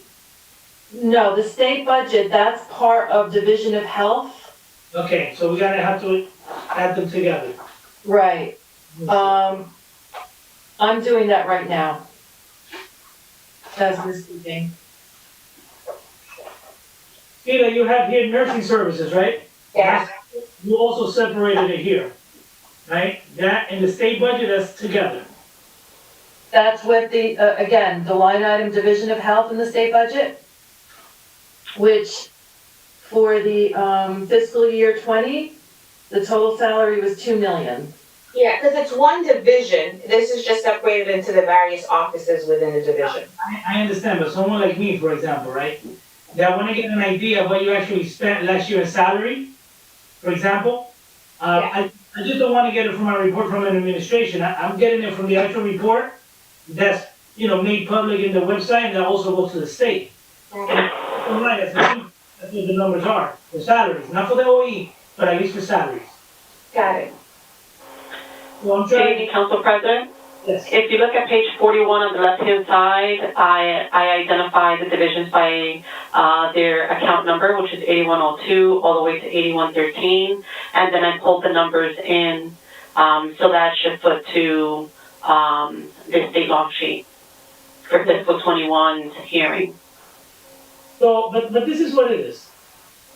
So we actually paid $1.6 million. That means that there was vacancies that were not filled. And I know Dr. Paul has been asking for some positions to be filled forever Correct. because of the situation, the financial situation, or whatever the situation may be. The administrations have decided not to fill those positions in the past. Now, my question to the administration is, all his requests, because right now, you're presenting to us a request of $2,097,000 when we actually just spent, you're asking almost for $2,100,000 when we actually spent $1,600,000 in salaries.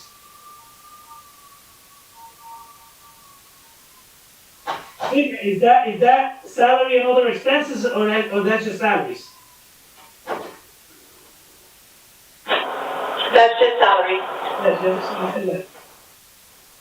So that's what I don't understand. That's almost $500,000 increase to that budget. So I do know there are positions that are in here to, that are requested to be filled. One in nursing, and if I'm not mistaken, about 5 in environmental health. 5, 4. We have to do things gradually, right? You don't grab a budget where you have spent 1.6. And now all of a sudden, now you're asking for 2.1. I know last time, the state fiscal year.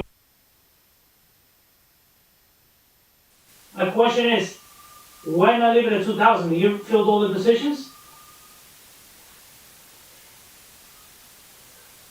Councilman, what page are you looking on? Well, you're looking at the state sheet. I'm looking at both. I'm looking at page 41. Look at page 41. And then I'm looking at the state sheets. The state sheets basically state that we budgeted $2 million in the year that ended June 30th. We budgeted $2 million. We only spent 1.6 as of June 30th, right? That means that the year finished right there. We budgeted $2 million. We have $400,000 left that we actually billed the taxpayers for, but we never filled the positions. Or whatever the situation may be, it could have been that we filled the positions, maybe other people left or retired. Whatever the situation may be, I'm just trying to ask the question. As of right now, are all the positions filled right now? No, not all the positions are filled. So why can't we just leave 2 million instead of 2.1? I can definitely have the conversation with Dr. Paul, so we can, and I can get that information for you. I know there's some positions that we didn't fill during the last budget crisis and environmental health that were being requested. There is a new position for nursing that one we definitely need. but we can have the I can have the conversation with Dr. Paul and see how we can have a, You have more time, at least you hear my concern, you have more time to work on this. So we can move on, council members. You don't have any other questions? Well, I think we're done, right? yeah, those are the only other ones with positions, everything else. Some statement.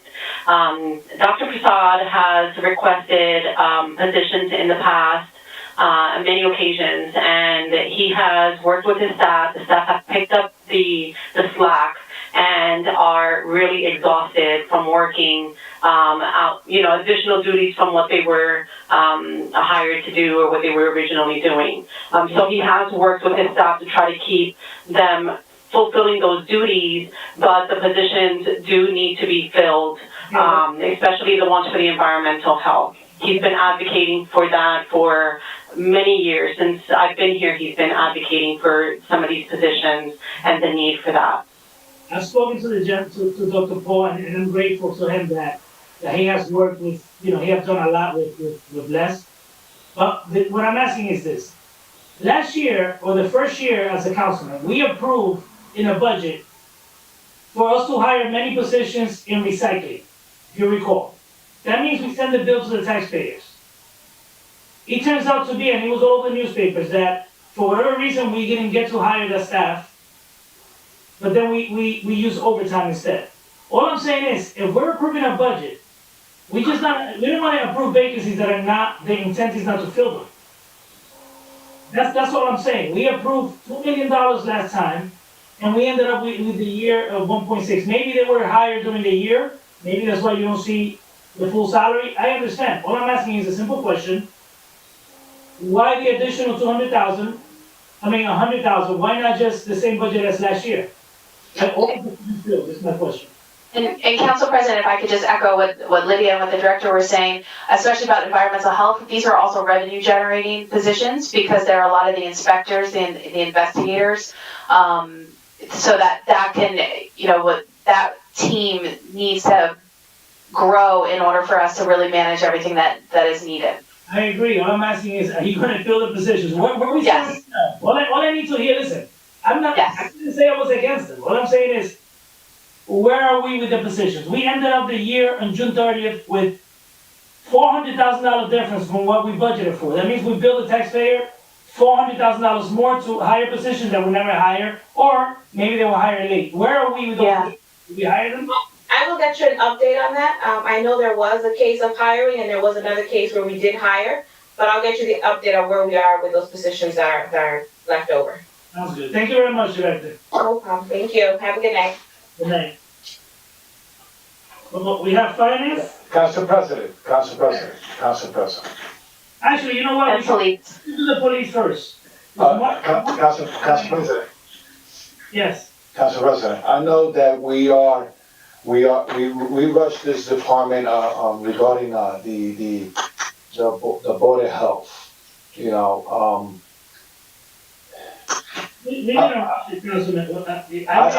I know. Sorry, the word rush means that when we went to the critical department that we have with the Board of Health, we just rushed it quickly and. Councilman, to that point, right? Yeah. That budget, we actually have a $2 million budget. We actually approved more money for them last year. You're correct. Wait, hold on. What they have been allocated. Remember, as council members, the only thing we do is approve the plan from the administration and make recommendations. Now, my question to them was, where are we with those hirings? Like last time we budgeted for recycling, they didn't hire the staff. Right. So, and the director haven't left yet, all right? And she's still here, Mrs. Ochin Castillo. Yeah, I know she's here. Her name is there still, and I don't want to hold her meals because she's expecting. But Council President, and probably this goes to the administration. I know that I know this subject regarding hazard pay, and you mentioned that some people from the health department qualify for that type of hazard pay. There is a division that is a vital division in the pandemic, and I don't know if you could agree with me, is the vital statistic. Because a lot of the work that they did, if they was not there, a lot of those bodies cannot even be shipped or give the last moment, the family cannot bury them. And I know that hopefully you guys take in consideration that those employees are really essential and that they are merit to have hazard pay because they was mandatory by state to be there. So, So hold on a minute, Councilman, and I'm gonna let her answer right now. We've been having this conversation with administration forever. Well, like I stated previously in a personnel meeting, what I could do is bring the issue to the administration, express how I feel. The administration stated their reasoning why they don't believe that they're gonna do it. Now, we asked for in personnel to get something in writing from the administration, justifying their reasoning for not doing it, right? Could be a legal opinion from corporation counsel, because my biggest concern is, right now, we might have COVID money, right, if they're entitled to it. We might have COVID money that we could use if they're entitled to it, and it's allowed by this funding source. That we might be able to pay it out of there instead of paying it out of, our coffers, our city's coffers. Correct. That's what we're waiting for. We should not be forcing their hand.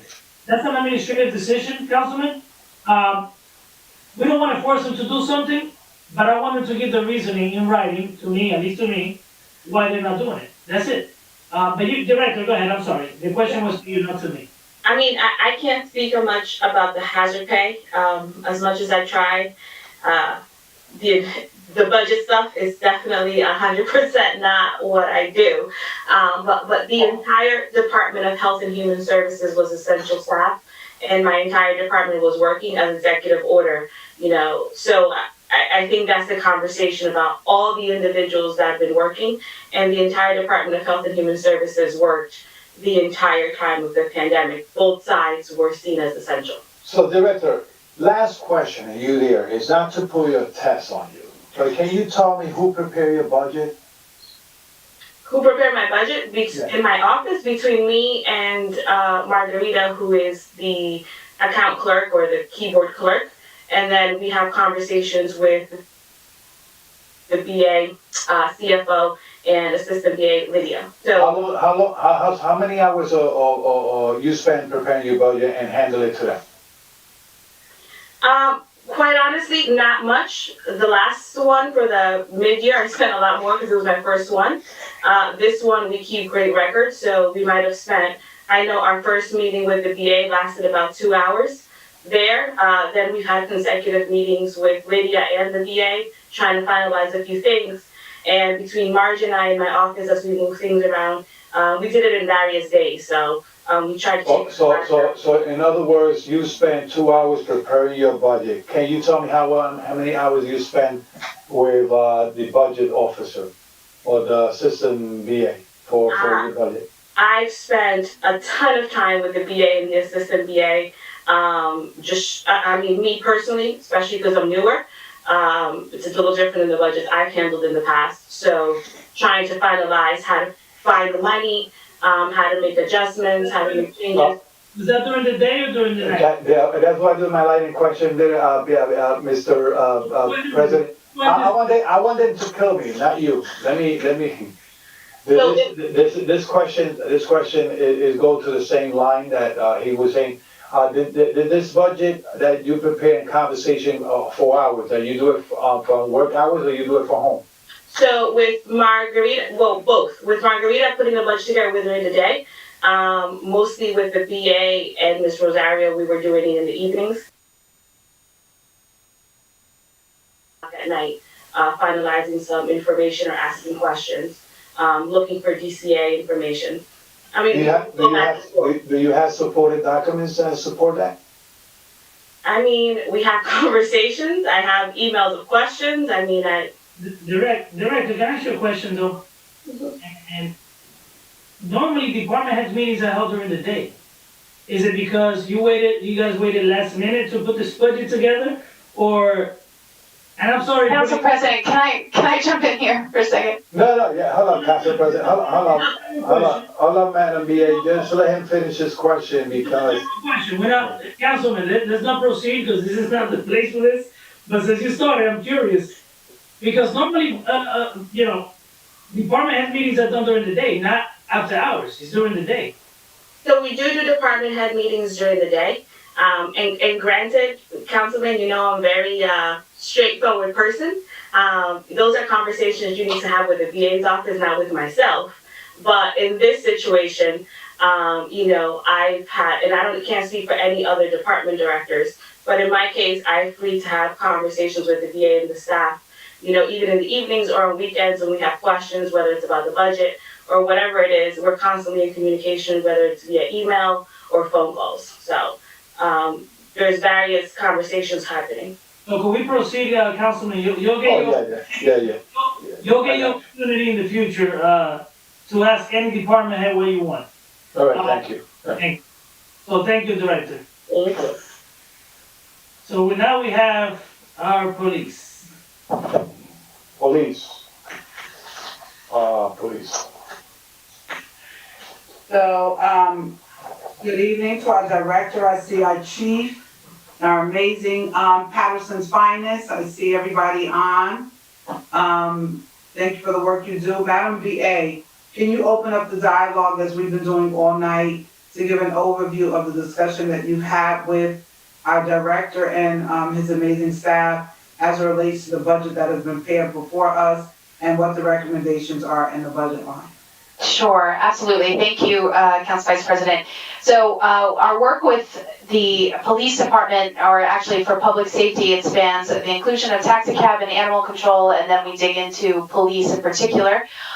We are always incredibly conscious of spending and to make sure that we have an adequate staffing for our police. One thing that is not reflected here yet, but which we want to do follow-up conversations with you about, is that our leadership team in police is doing a really great job of thinking about civilianization and ways that with attrition, with retirements, that we are going to start having more civilians take on some of those responsibilities so that our sworn officers can be used in the correct capacity that we all desire to have more police officers out on the street. So what you see before you, you'll see very little adjustments. There might be a few things back and forth in a couple of the civilian positions where you see in the first part, and then when we get to the sworn. But what you will see when we get to introduction is a few adjustments. All of them are going to be budget neutral, or actually budget savings, because of the retirements that are expected within this budget year. And there are some retirements that are going to be happening in February in particular that are not going to be filled until the July class. The next available class is July. We're going to be backing out some of those salaries from our final introduced budget and utilizing only a small portion. We're backing out, maybe it's close to 800,000, and utilizing just a small portion for a few civilian positions, which in the long term, again, provide a tremendous benefit by not having both the overall police budget is as well as the OE budget on kind of some of the later pages at the end. But I can turn it over to the director and the chief. Okay, hello, where do you want to start? Well, I just want to let you know who's here. I have Deputy Chief Phelan, I have Lieutenant Delgado, I have Sergeant Brichardi, I have Deputy Chief Van Clyde, and I have Chief Bakora and myself. So what page are we going to start on? We're going to start on page 6. Page 6. Okay. Taxis and taxi Okay, I'm on taxi first? Okay, great. Okay, you got it, Richard. So, There's really no change there. yeah, there's no change. We have one chief transportation inspector. We have 2 transportation inspectors. So with a total of 3 on salary and wages. No change on that. As far as moving down to, overtime, the, overtime we have budgeted here is 3545, and the, request is 500, right? Okay, so, but we're saving 1835, which is, I guess 1 point, was it 1 point, minus 1.5%. Yeah. We have some questions here. We have Councilwoman Councilman Velez. All right, thank you, Council President. I know, to, the police director and the police chief, we only have 3, inspectors. We have a chief, we have 2 inspectors. I mean, is it possible for them to work during the night and some of them in the evening and some of them, on the weekends? There's a major problem with these taxis. You know, Major problem. Councilman, I come home at 1 o'clock in the morning from a council meeting. Yeah. At 1 o'clock in the morning, the lady's walking up in my driveway to tell me about 25th Street, where this taxi company had 5 taxis parked on the street. you know what, that's something that we can But see, the problem is, when you don't have nobody at night, when you don't have nobody on the weekend, they just do whatever. That's my question. Can they work nights? Can they work weekends? Sure. We have to look into the taxi working nights. We are reducing, we have, 3 night traffic, units. And, we expect them to be absorbed into the daytime traffic, the next, fiscal year, the next calendar year. Mm-hmm. And, but a problem with the taxi being parked is something that patrol can easily handle. If it's in violation of the ordinance, and I think that's based on the weight of the vehicle, the commercial ordinance. Or parked on a sidewalk. Yeah. No. No. Taxi companies are supposed to have a lot to park their cabs in. Correct. On public streets. They're supposed to have a place to put their cabs when they finish using them. Not on public streets like that. They're supposed to have a lot somewhere, so. We can enforce that. Okay, right, exactly, we can enforce that. Right. If we know the location that you're having this problem, we can definitely enforce that. And we can enforce that either with our patrol division, or we can enforce it with our traffic division, or the taxi division, you know? And if we know in advance, if you let us know where the locations are, just send a simple email to us. What we'll do is we'll go and we'll make sure that we notify them that this is not gonna be permitted. And if they don't adhere to it, we'll send over the traffic units and we'll tow the vehicles and they'll learn from experience. Councilman Velez? Thank you, Council President. Madam Chair of the Public Safety, you're probably going to recall, and Director, you're going to recall that you always, when you use the word, give us teeth, ordinance with teeth. Sure. Okay, so you recall 2018, I amended the taxi cab ordinance to include Title 39. You recall that, right? Certain portions of Title 39, there's certain portions that they can do. Correct. So we amended it to have teeth ordinance that they could address the taxi inspector. Now, what we try to do is to put teeth in that ordinance that the taxi cabs and taxi cabs inspectors and chief inspector for taxi transportation will have more authority to do things and not tied up the police in those calls. Sure. All right. So that will alleviate that police officer that is well needed to run plays in other criminal activities and that patrolman to take care of the calls. If we are right now short of police officers and we are running out of them because a lot of them are retiring and academy are not getting built every day. So that's how we amend this ordinance, so you could give him the right to have or more inspectors that address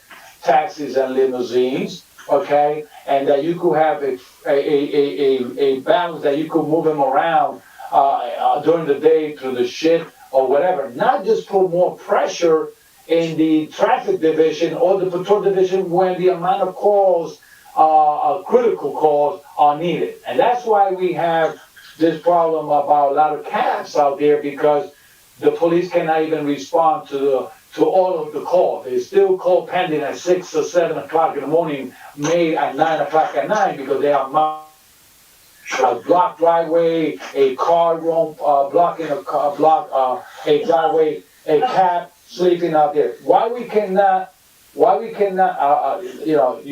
could do this, director or the chief, could look into the request that we have, or you increase your inspectors, or float around their schedules, or wisely use the overtime to put them to work in that, because this is a revenue generator division. Here's what you'll be faced. Council members, let's give an opportunity, right, to have a discussion, because, we're making all the statements and everything.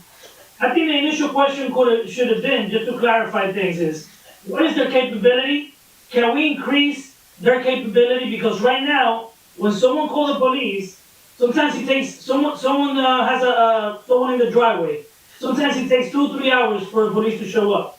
If we could have inspectors, right, if it's allowed by law, inspectors,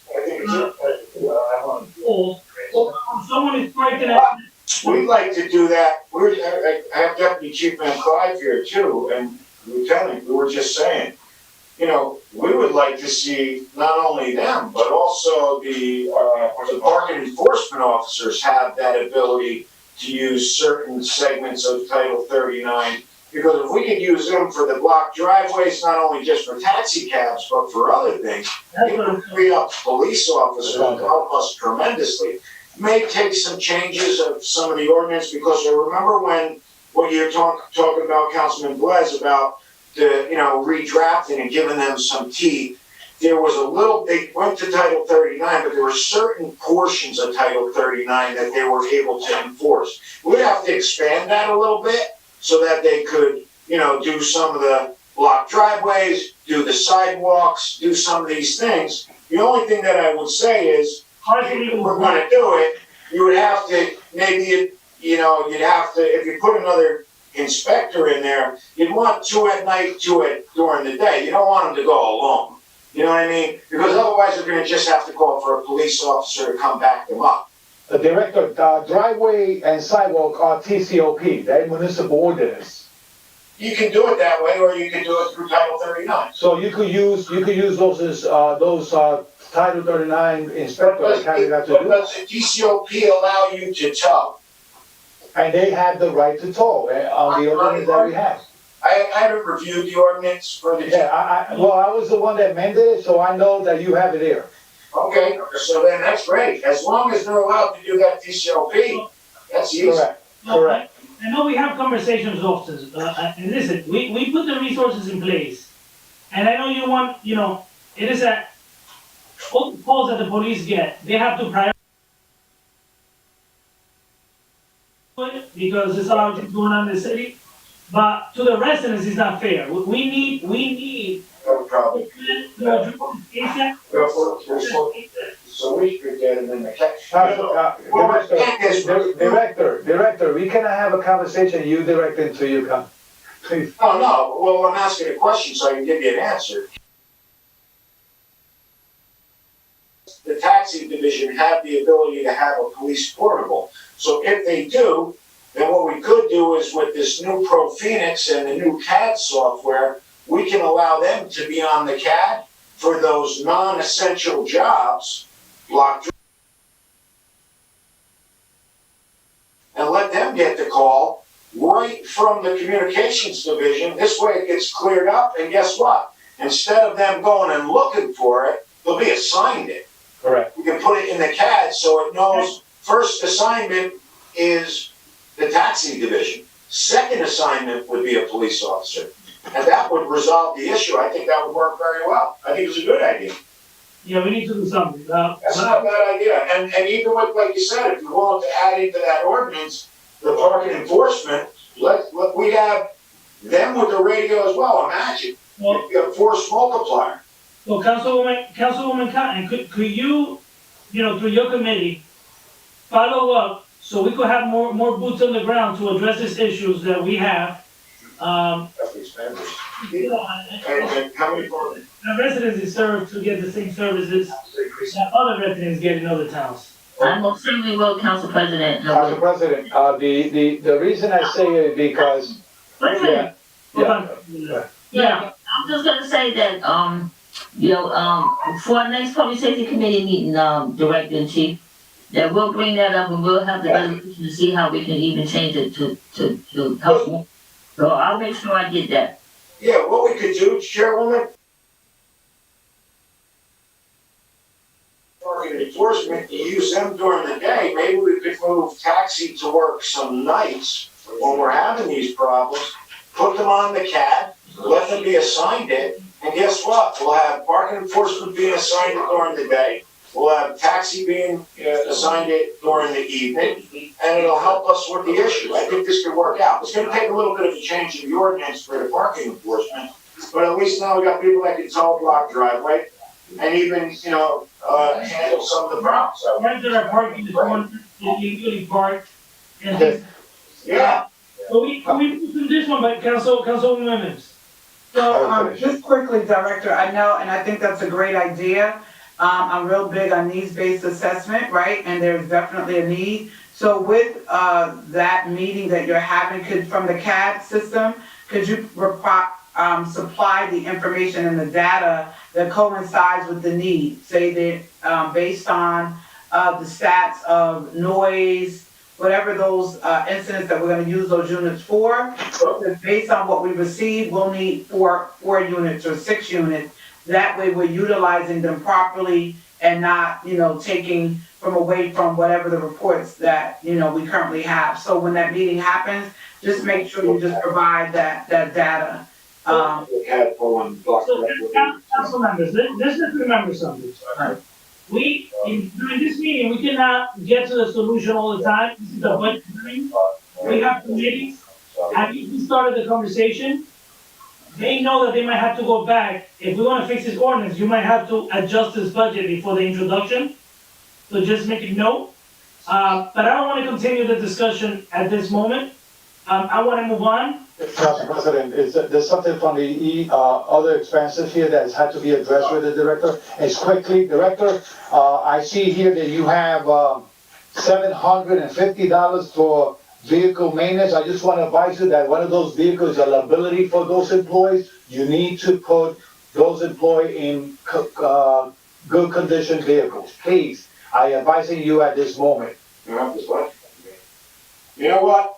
We are looking at, and I'll talk about what we're doing. We're looking at asset forfeiture funds, and we've gone out for quotes from Hertz, from several other dealers for somewhere in the area of. Director, you got 22 new patrols. Where are the other patrols? Sitting where? They're 2004 Crown Victorians with 400,000 miles on them. We don't have enough cars for our police officers. We brought in 2018, we brought in 18 new vehicles. Actually, we've only been delivered 7 because, no, we've only been delivered. We're missing 8 out of it. We're missing 8 out of the 20 because of COVID and the Ford plant shutting down. So we only have, -8 from that. We have 12 cars. Okay, Director, I need a report, please, if it's possible, a list of vehicles that are total, that the insurance had to pay back, and there are other people's fault, not us fault, because I know that those vehicles are sitting in somebody's yards here. That's a discussion for the committee. Correct. It's not relevant to this, but again, you got a good point. Listen, we'd love to know,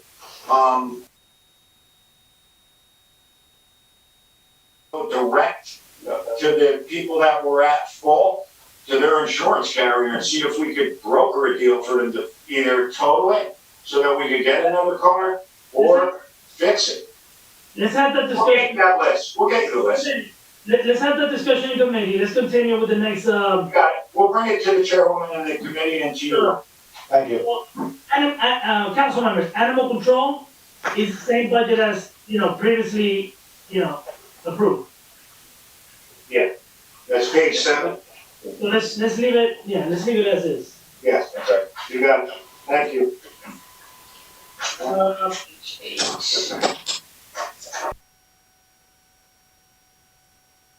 Director of Special Police, Yes, there's a lot of questions about this thing.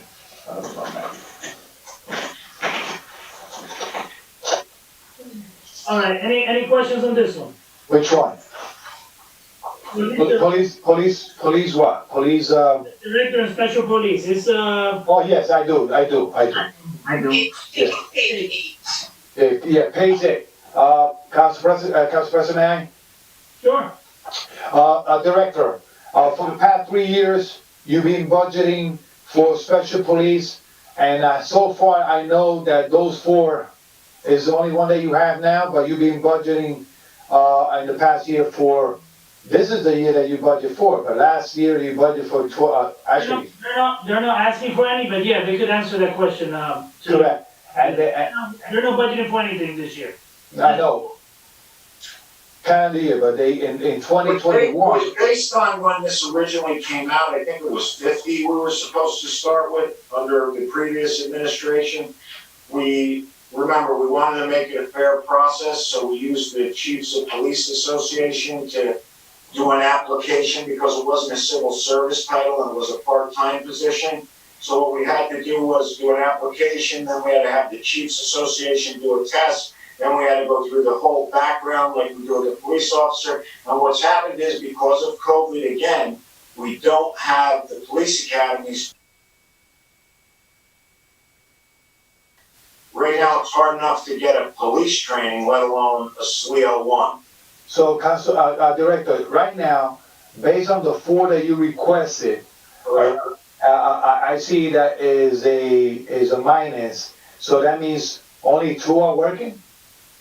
I think we only have only one. Only 1, so that's what I'm saying. So you only have 1. What I would say is, this is another area where we could use at nighttime for these issues with the blocked driveways, and could have them assigned to the CAD. This would be another area where it would help very much, and you got, 4 bodies. The problem with it is we got people, and when we had that 50 and we were looking to do that, it started off great, and then because it was a part-time job, who didn't want to work days, who didn't want to work nights, who their full-time job, it didn't work well for them. So that's really what became the problem with that. They wanted to make their own hours, and it needs to be the hours that we need. So Director, we could have this conversation on committee. There's a lot of constables out there that are well trained. They could change the ordinance that we can hire constables without a test. That's up to you, but. No, I think it's in the ordinance. It is. But you amended it, special police. But if you budget it, Director, if you budget, all right, yes. I'm expecting that you don't have 1. I'm expecting that for the past 2 years, you have it complete. Now, if you're gonna take 3 employees from the court to work as a special, and you're gonna take them, and they're gonna take us a part-time, we're not doing nothing. So you already stated that we budgeted in the past and they didn't fill the position. Correct. Well, what is it that you want though? Because this budget. So. Hold on a minute. Yeah. Budget right here, the budget that is currently being presented to us right now. That's what we're discussing. That budget they're only asking for the same 4 positions that are filled right now.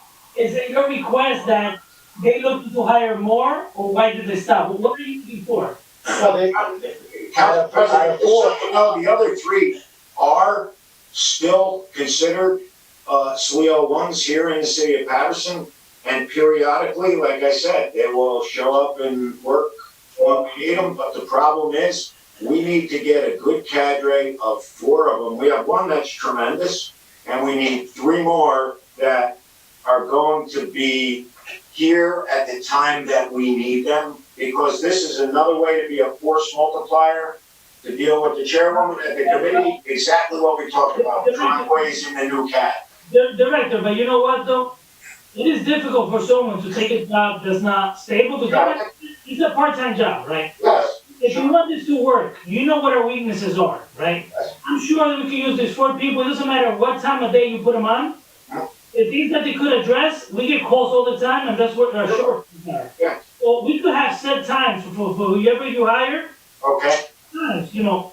We'll look into that, and like I said, we'll look into that, but we're gonna discuss the other thing with, the parking enforcement. And like I said, once Pro Phoenix goes up at the Pennsylvania Avenue location, I think that we'll be able to assign them into a CAD, so we have more accountability, and we can send them to all these jobs. They're the first response for those non-essential calls. Director, the bottom line is this, Director, and I call you all the time, all time of night. This is the bottom line. We're having difficulties right now, even getting people to get into the academy because of COVID and everything else. Sure. The services are, suffering right now. Police are doing whatever they can to try to, stay afloat with all the requests, all the phone calls. We need to do something ASAP, to be honest, either with the taxi cab or the special police. Just time them just to take the simple calls, if they could legally do so. Just the simple constituent services calls, simple stuff. Simple stuff. We need to find a way because. Just give them the jobs. Okay, we're gonna talk amongst each other, and then we'll come to the committee, because it's really a matter of just having them given a designation, letting communication know. The problem is we're operating on a 30-year-old infrastructure with the CAD system. When that new CAD system comes up, it's gonna show units where they are, including the special units, including the taxi. So it's gonna be so much easier for a dispatcher to visualize. But this is what comes up in the queue, and this is the units that should go to these. So, Councilwoman, I don't want to ask these questions here because we're talking about budget here. Could you get a deadline of when we're planning to get this up running? The body cameras, I know we're having issues with that too. And also cameras that we're supposed to put throughout the city. We don't have to get the details, but we want deadlines at least of when all this is gonna get done. All training's been done on the, just so you know, all training's been done on the body cameras, on the police side. We did our policy. We're just waiting for, legal and Passaic County Prosecutor's Office to send back. Once we get that, then we're good to go. Well, Madam BA, how can we speed that up? If I may, Council President. So the, move until the Passaic County Prosecutor's Office gives us their feedback. Because remember, the county prosecutor's office is gonna control. So if what we have in our policy is not what the prosecutor wants, it's problematic. So it is there, I know the prosecutor's office is reviewing it. If they give us back any changes, my office will make them very quickly. Todd Pearl and Captain Campanella, everybody's been working super hard to get this done. So hopefully the prosecutor's office will give it back to us very soon. Once they do, we'll be ready to proceed. When we could have an update? Corporation Council, could we reach out to, that to them? Actually, I'll send an email right now. Thank you very much. Can we proceed to the next one, please? So depending on the discussion you have at committee, this budget might have to be increased also, just so you know. Increase? Depending on what the outcome of the conversation pertaining to the taxi cab inspectors, or the special police, whatever the outcome is, when it comes to reading the ordinances and this might have to be amended. Okay. You know what, you're right, Council President, because I can see, and I'm not gonna bring it up in this budget meeting, but, but I'll bring it up in my committee meeting. Thank you. Thank you. Yeah. What's the next one? Just saying that the new CAD system. Let's go to the next one. It's, Comes up, here's the. Jerry. Yes, sir. You got those, all right, beneath that, you have, okay, 5201, Francis, 01. Oh, yeah. Yeah, right here. This is your. Right, my office, that's my office. Right. Oh, I forgot one question. Director, do you have an assistant director in your office? Yes, I have a confidential assistant, which is Mirza, and, that's this one here. That's the one, right here, confidential assistant. But why is that under your office? Which one are we reviewing? It's under my office, it's the director's office. That's 5201. No, I'm looking at a page, 5201. It says Director Special Police. No, we need the other section where you need that. Right below. Yes, and this was something that, right, there was just a distinction from long ago, this 375s, but both of these are really the director's office. Both of these pages, you'll see the chief's office later on. No, but this says, under the 52-01, Right. it says Director Special Police. I asked if he has a assistant director, and he said, yes, but it's under the chief office. Right, but actually that is also the director's office. If you look on page, the chief's office is actually on page 12 is when we get to them. This was kind of old language, but it's actually the director's. Correct.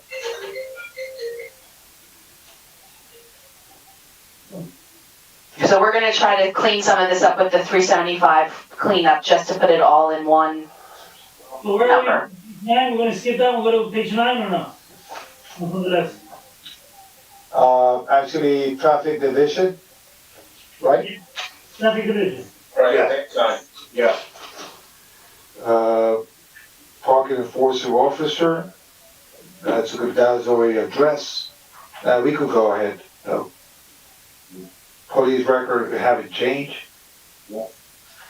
Actually, they're looking to hire, I guess, 3 people, no? Yes, no, one. No, right now they have 11 people, they need to hire 3 more, they're requesting 14. Oh, correct. And this Traffic division only has 3 staff members. Correct. They're looking to hire 3 more. And one note on this one, there's just an adjustment, where it says 4 for under the FY 2021 budget hearing for parking enforcement officer, it was actually supposed to be 6. So it was 6 and now we're having 5 for this year. That's why you don't see much of a difference. It actually went down from FY 2021 to CY. So police records, right? What is a print machine operator? That's It's a civil service title. The flyers there? He does what? He does that. He prepares all of our forms. Got it. All the police forms that we use, missing persons, offense reports, toll cards, etc. So, $1,000? So 55, 56. I know, are they retired police officers? no. He's a civilian. He's a civilian. Or civilian, okay. So in other words, he is the individual that will work for everyone here. Take a copy, do a copy. No, he makes a lot of works. Well, yes. So he designs and everything, he designs the flyers and everything? He makes all the blank forms, like, the tow cards, the releases, all the things that we need for the daily operation. And he maintains the levels in the various rooms. He makes sure we have adequate forms. Director, but once that's designed though, right? What there is to do, just print the forms, once the design is done. You still, But he also makes them. He can make the new forms. I know, but how often do we make new forms, like, He's busy. I mean, if you want a full description of everything he does, I can get that for you. yeah, it's just, my conscience is asking. So you use outside printing also too in your other expenses? Say that again? You use outside printing in your other expenses? He's been here for probably what? How long? At least 20 years. 20 years. I know, but in your expenses. He also does the mail, right? Paul does the mail. That's what I was about to say, like, the needs of 20 years ago is not the same needs as we currently have. So just like that, people that have positions like that maybe need to be moved into other areas that we might have a need. So it's something to look into, you know? You know what, as we come moving forward with this new, body cam and the bombardment of probably open public records requests, I can't imagine how much Yeah. there's going to be with redactions and all the things that we're gonna have to come up with, so I'm sure we'll find them. Actually, Madam BA, actually, Council President, Madam BA, you should look into the job description of this individual. Probably is a title change that you have to do. Well, right now it's not doing any harm, Councilman. Sometimes the title don't justify what they actually do. So I'm not saying this person is not busy. I never imply that. What I'm saying is that to the public and to myself, I'm reading print machine operator.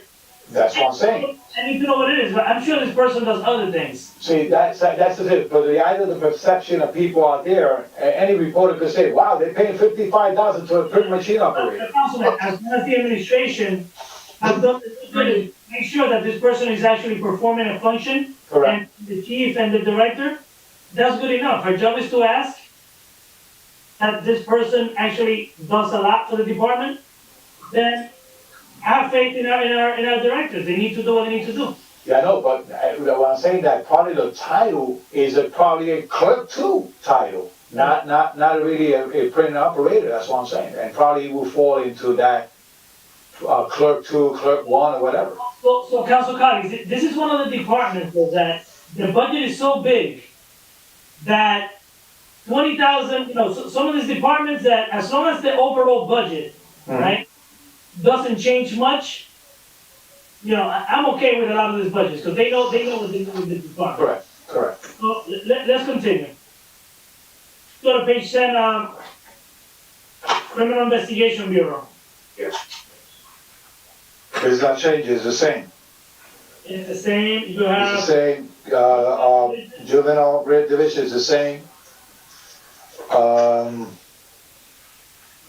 Police Civilian Motor Pool, Motor pool has been almost the same. the same. Hold on, you have police aid, hold on, over here, sorry. That's Police, the cell block. That's a cell block. That's a cell block. correct. That's the same, only two? That's going up. They're requesting 3 additional positions, from 12 We're to. trying to do more civilianization than the PA was talking about. Right. And that, From 12 to 15, they're going. yeah, the prior was that. It was always 15. It was always 50. It was a 15, position, in the prior budget. Now, but the last budget hearing is indicated 12. here that they had 12, just so you know. Yeah, but, okay, well, our numbers did reduce, and that was, it determined, and I think this was approved too. It was determined that, that the number should go, we should, backfill, so we have more civilians in there, and we won't need as many police officers. So chief of police, office. That remains the same. You have an administrative secretary, chief of clerk. You have, after that, council members, you have a security. That also remains almost the same. No, it changed for 2, right? Yeah, for 14 to 16, but last budget hearing, we actually agreed to 15, so the change is minimal.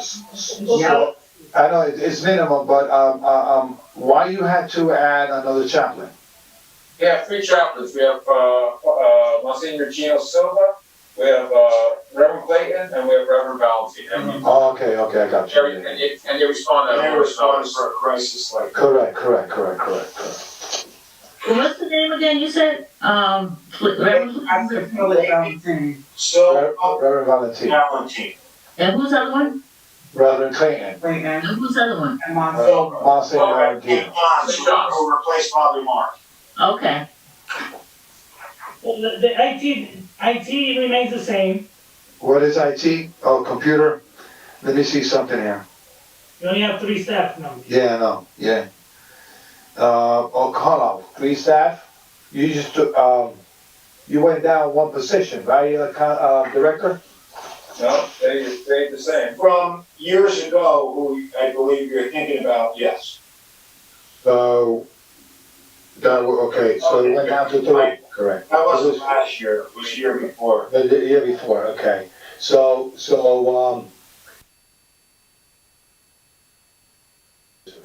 Zero. and why, hold on. So, okay, so you have two working inside, one outside? We have, one that does, we have two working inside and we have one that works inside and outside. The other one, he helps with he does, the cameras outside, installing them, doing diagnostics. He also helps with our computers. If we have, glitches, he'll do the apps. If we have some working. Correct. Director, one thing I have to tell you is that I know that they have improved whatever they're doing out there in the past 2 months.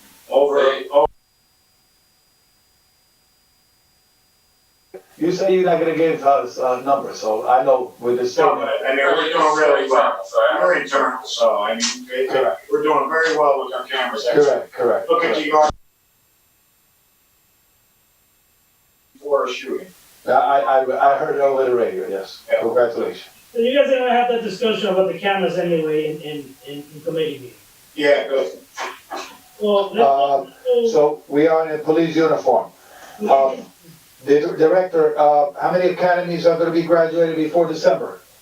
March, we'll have two. We have one that gets out in about 6 weeks, in the beginning of December, and then we have one that, the Essex County one gets out in March.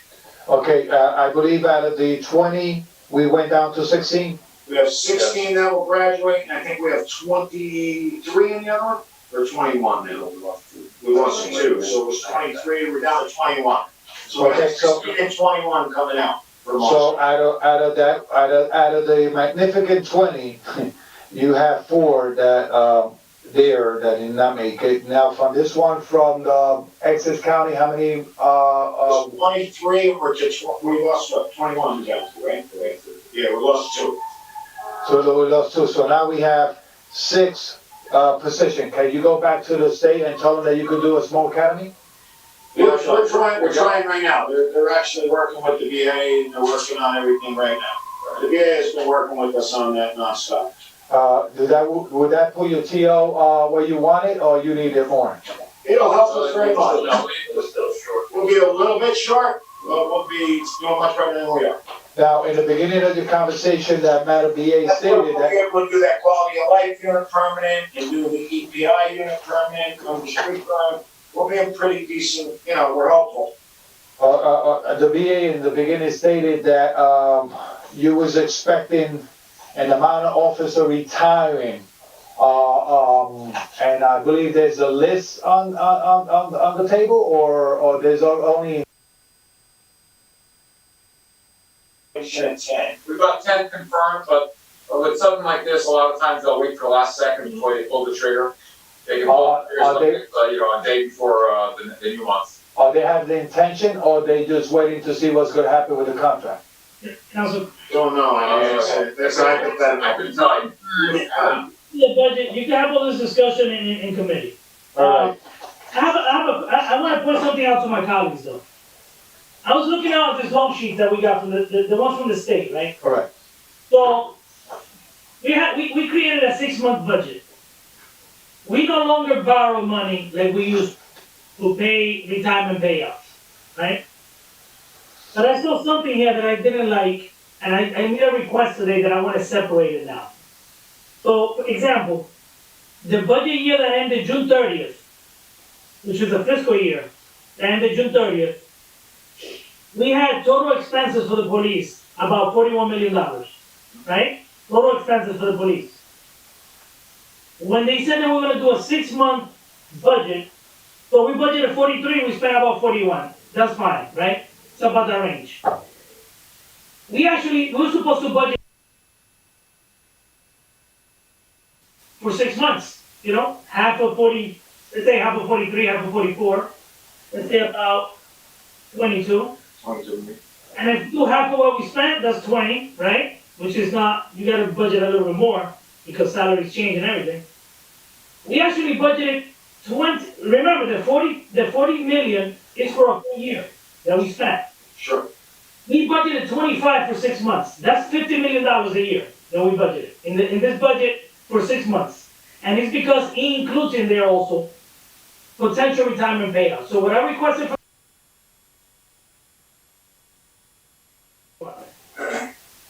I want the money for the retirement payouts to be put separately. I want to set it separately. Put it in a separate account in the budget. Put in a separate line item in the budget. Move it later on into a reserve. If they don't get paid out in the same year, try to move it to a reserve. I see. I don't want it together with the salaries. Because this is what happens. If we put together a limit on overtime, right? Let's just say, or even hiring additional staff. We want to make sure that we budget the funds that is needed, that was requested by the department. For example, right now I see 1.8 for overtime. Last year we budgeted 1.4 and some change. I know we have to address a lot of things. So 1.8. Now, the job of the administration and the directors is to try to stay within that 1.8. Now, if there's some things that come up that are legitimate, Sure. right, we need to do, then there is times at a certain time during the year that you can do transfers, usually the last 2 months of the year. Sure. But we have to try to stick to that, because what I don't want to see is us get careless and put ourselves in a situation like we had a long time ago where we had to let go 125 police officers That was, and also increase taxes by 29%. If we're in a better situation today, it's not because the economy is great, it's because we have done a lot of things to put this administration in a better situation. The council have done it, not the administration. The council have approved things to put the administration in a better situation. Amen. Right? Thank you. But then we get also pushback from the residents. What we need for the residents is better services, not just from the police, but from all of the departments. understood. Well, thank you very much. So my request is to separate, any monies for retirement payouts, just separate it. For the Retirement, department and for the fire also. so that it's just, separate line. So, Council President, does that mean on the, sorry, I'll wait, Madam BA. does that mean, do you mean on the law sheets, or do you mean in our, Yeah, those sheets you created is just to present to us, right? I'm talking about actual budget sheets from the state. That's what I mean. okay, so, This is gonna be separate, because Edmund reflects this. Edmonds reflects our budget sheets. so March, do you want to jump in at all, or? Yes. Yeah. So, I believe that we have set aside for accumulated absences a trust account where we can appropriate those monies rather than in the individual line items for the police budget, for the fire budget, those are the biggest ones. I mean, some of the other departments, the smaller departments absorb those payouts in their operating budgets for the year. But we can now start to set aside those monies and appropriate them in the accumulated absence, reserve for accumulated absence as a line item. Do that. So, Council President, in other words, they have spent more in overtime that is supposed to their budget?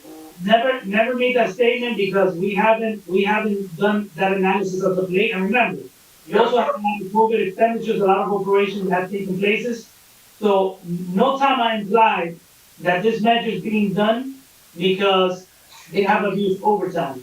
What I want to prevent is from having the potential for them. They gotta speak to them. That's what I'm saying about now. They gotta speak to them. If we throw additional $6 million in there, I don't want the fire or the police or any other department to exceed what we budgeted for overtime. So, but just one thing, Council President. The problem with doing something like that for specific retirement payouts is the following. Right now, we have an anticipated payout for the police department of about $6.3 million in this budget. The dates vary, some of them haven't set dates yet. By the time we introduce the budget, we will know Thank you so much. how many of these retirement payouts we will need to budget for in the calendar year 21 budget. Associated with those costs, because as you know, the local finance board about almost 2 years ago, told the city that we could no longer bond for those monies. So if we keep it in the line item, what happens is you've got the attrition from the retiree leaving with the new employee coming in. So there will be, a more leveling off of these costs. Right now, these are gross costs. We don't know, we haven't factored in the attrition reductions and the new employee costs. And how many of them will actually be paid out? So the 6 million may turn into 3 or 4 million. Correct, and again, all I'm saying is we need to separate them. You figure out where you wanna put it, because you don't also wanna tie up that money just for a specific purpose also, right? And this is another conversation that we had is, since the state is forcing us every year to do a 2% tax levy increase, I don't want that money to be thrown in salary lines. I want that money to even maybe be thrown into our insurance line. If we don't get to spend it, it goes back into surplus. I don't want the administration to grab any additional money from the 2% tax levy increase and use it to create jobs or to, give increases to people. That's what I want to. So, Council President, in other words, have the police, I don't know if March could answer this, I don't know, with me thinking over here. Have they contemplate in going the police and say they contribute to their own 401k or whatever, and privatize their retirement instead of us, Councilman, that's not something that we do locally. No, you can't do that. This is a conversation. No. I thought the question that you're going to ask, Councilman, is what have we done to even contemplate putting a cap on the newer employees at least? That way we see the benefit 15 or 20 years from now. For example, the county has a cap on payouts, right? Here there's no cap. Somebody could walk away with $200,000-$300,000, right? No, we have a cap. We don't have a cap. We don't have a cap. City employees got a cap. No. They're supposed to be. No, they don't have a cap. The police don't have a cap. And No. Is in the new negotiations. The police and the fire, right, we know that. The fire does, but not the police. They should be working at least to see what they could get, work something out with them. Because we can no longer continue this. Madam BA, I know that we don't have nothing to say, only to vote on the contract of the police and fire, but, before we go into vote into this, we should have a conversation as a council and administration, what was the negotiation was, to be able, we agreed to vote on that contract. Because. You can vote yes or no. No, this is the thing, Madam. But, I always said that from day one. I was, as council members, at least one or two of us could sit on the go-to committee, but we cannot. I know, and this is what I'm trying to do, right? And this is, council president, you see this form here, this paper,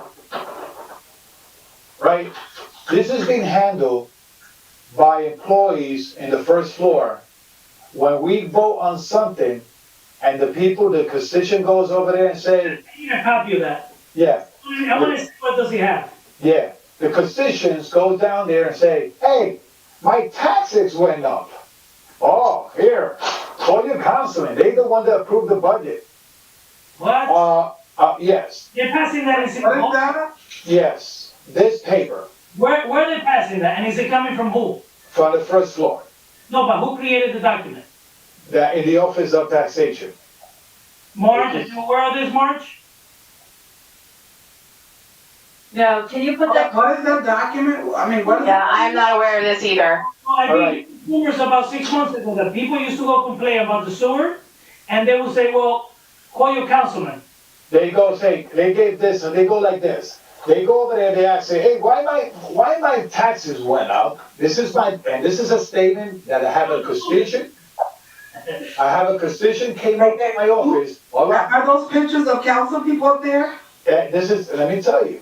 Yes, they are. And Madam, and the secretary, not the secretary, the clerk office, this gentleman came upstairs, Paula could be witness, that he came and say, I need to speak to this people.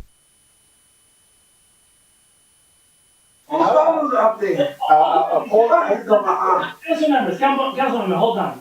Madam BA, are you aware that this is happening in City Hall? No, I am not. So, Marge, are you aware that this is happening in your department? No, not at all. so I'm aware, So please share it with us. okay, so let me share with you. No, but let me tell you, all right? So this constituent came up to the clerk office, all right, needed to talk to a councilman, to his councilman, and he showed me this paper. Councilman, before we continue, are we finished with the director? We're finished with it. I actually, Have a question. that's why my question was directed to that. Because The safety of the city, there's no hold. it was to the BA, I was directing the BA, Let's finalize, let's finish with them, then we could direct the BA. Let's finish. Okay, let's finish with the director, okay? Okay, director, you could go. Not yet, Councilman Velez. Right. Directors, or chief, I just have a quick question. So as relates to, security guards, based on, the issue with, COVID and a lot of the schools not being in session, are we utilizing them for some of the after-school, center opportunities? Or what are we doing with the crossing guards, Oh, the crossing guards. I don't even think they're. yeah. No, I don't think they're working at all. They're not working. I don't even, they're not even working right now. No. And crossing guards are under a state statute, and Farrah would know probably better. They can only do certain things, and it's Right. to the authority of the chief of police, the way that crossing guards are set up. That's why they're not part of the school district. There's an actual. Yeah, I know, because the school district has the, SROs, but I just always, I know you've done a great job over the years of ensuring that we have crossing guards in areas, especially with a lot of, school and a lot of concerns. Even when I was on the school board, you helped with that, and still even now. Yeah. But in this, just a recommendation, director, when school starts back up, I've asked for it, and can you ensure that there is a crossing guard behind City Hall for that school? I know you said you were gonna get it done, but they had not put one there. So when school comes back, I think can we just check on that to make sure that there is a crossing guard assigned to that location? Yes, we're gonna make a note of it, Vice President, and basically what we will do is we'll talk with Larry Nassar, who, is the board. And Larry's always accommodating, like I Yeah, said, and for you, we're making notes as, Tell them I said hi, that's my one time, bro. thank you. Thank you, that's all I have. They've done a great job in putting their budget together. Thank you. Oh, I got one question. Thank you very much. Are they still getting paid? No, they're not getting paid, they shouldn't be. Yeah. They're probably getting unemployment if they. Yeah. Oh, okay. Yes, they were officially laid off, yes. Okay. Yeah, So- and we laid them off early enough that they got that extra $600 a week for the first part as well. I got a question to the chief of police. Come on, you gotta, listen, is it budget related? Yes, it's budget related. Can you answer it quickly, please? Because it all depends, his answer will save money. Chief, you plan to retire? That's the rumors around.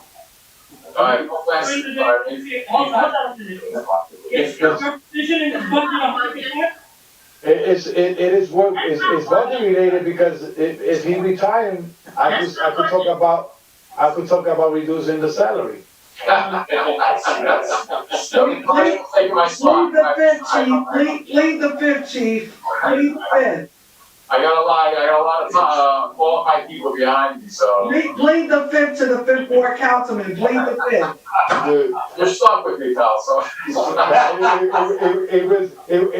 If I'm stuck with you, no problem. I don't want to get stuck with a crime. That's what it is. Let's do fine. Okay. All right, we're done. Thank you, guys. Eat on the way home, though, okay? Make sure you drive safe on the way home and slow down. I want to make sure they stop me and say it was retaliation. You got it. Okay, guys. Thank you, police team, thank you. Thank you, police. Guys, You did a great job. Thank you. Thank you. Thank you. That was Okay, we're good to go. Thank you, everybody. Thank you. All right, let's do finance now.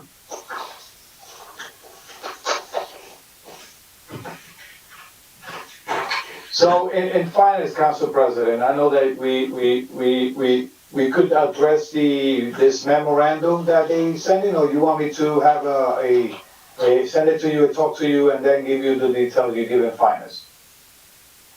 Did you send it to myself and Council President? Yeah, just send it to us. All right, I will send it to you guys and give you the details, and then you address it with finance committee. And actually, Martin, President, can I ask, is there any knowledge of which employee in the tax office was?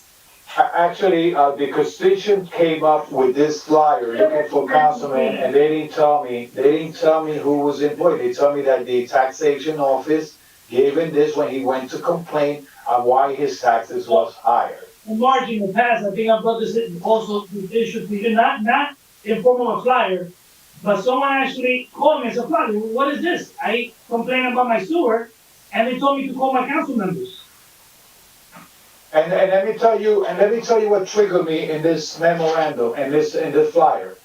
The flyer was printed out from the computer, okay? It was printed out from PatersonNJ.gov, and somehow it says in the bottom council, but it's not from the council office. I know that. But the problem that triggered here is that because he came with a statement that says in the last line, 1, 2, 3, 4, 5, last paragraph, with the assistant, with the assistant of this manager, the mayor is responsible for preparation of the municipal budget. He submit the budget to the council along with the detailed analysis and expectations and revenues. The council may reduce any item or items in the budget by majority vote, but can only increase an item by 2/3 of the vote. Councilman, hold on a minute, Councilman. That page that you have in front of you, Yeah, that's in our website, that's in our actually website. correct. That's the pictures and the literature from the city's website. Now, Correct. it is not illegal for them to, but to try to listen, And let me tell you how, hold on, Councilman. If somebody comes here because their sewer billing was screwed up, not because it's high, but because it got screwed up, I don't think they have a right to say, talk to your council members. I didn't put together the billing. That's right. So this is the thing. I asked him what ward you live in. So that coincidence, they gave him the ward councilman too. So, you know, I don't have no problem to entertain any constituent to come to our office regarding their taxes or whatever. But to blame the council, I have a problem with that. We are all to blame. Let's continue. Marge, what page are we on right now? Page 48 starts the finance department. Yeah. Okay? So the first budget is the office of the director. Hold on a minute, 48.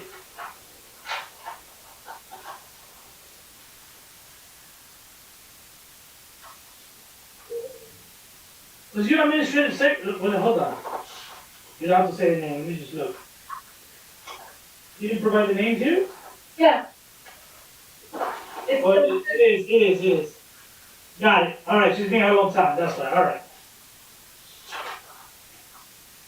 So there's this slight change there, 3.3%. 1%, What is your overtime for your office, March? none. For that office, there's none, just for that one? Okay. So No change in staff. that one doesn't change, it just has 1% increase. Normally you have 2% increase, but this one has a 1% increase, okay? Let's continue. Salary, the other expense is the same as it was for the budget hearings. We see that. Okay. The next budget is page 50, which is the treasury office. These positions are gonna get a little bit confusing. So included in this budget is a vacant position for account clerk for $30,000. Now, the position really isn't needed, but what is happening here is there is an employee, a long-term employee in this office who has, for some time now, had qualified under civil service for a promotional title. We no longer have that title in the budget. That was taken out several years ago. Okay? And so we may modify that title, depends. We have to look into that. Yeah, but if we no longer have it in the budget, we can't support it on the budget. She could have all the civil service titles she wants. If we can't support it, if we're not supporting it, then it doesn't exist. Right. I understand.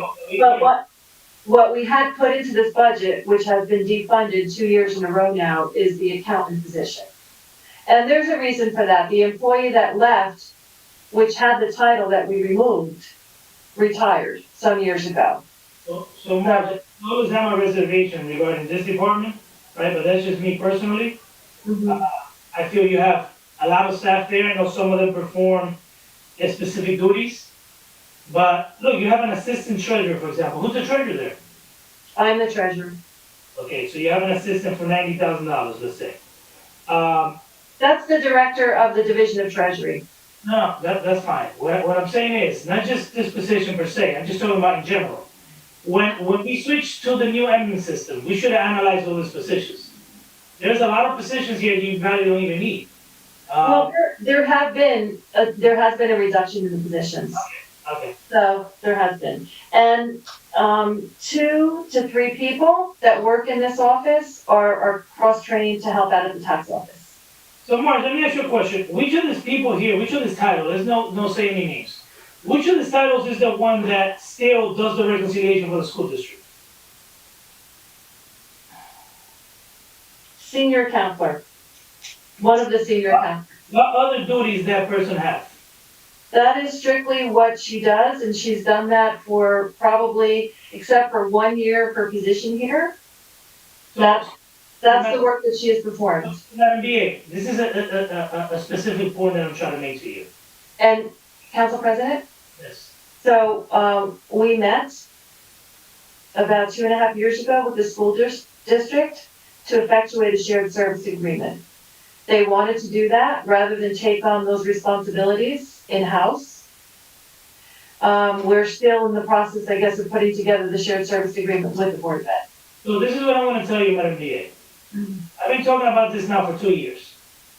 You mean to tell me that we're so financially stable here that we have just one person to just do bank reconciliations for the school district? And that's in the performance of the custodian of school, the school treasurer function, which I also perform. Correct. Correct, but it's also between the city. We have not been able to. Want to continue to do it, that's fine. I just don't agree that we should have a staff member that we pay with city's money to be doing the function that they could be reconciling their own account. You could still be the treasurer. They could have some. And they didn't want to do that because they knew that it would cost them at least double.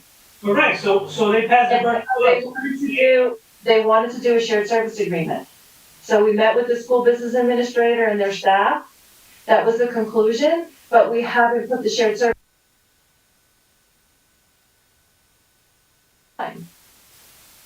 So Madam BA, this is something to look into. The district could hire or could have one of their staff.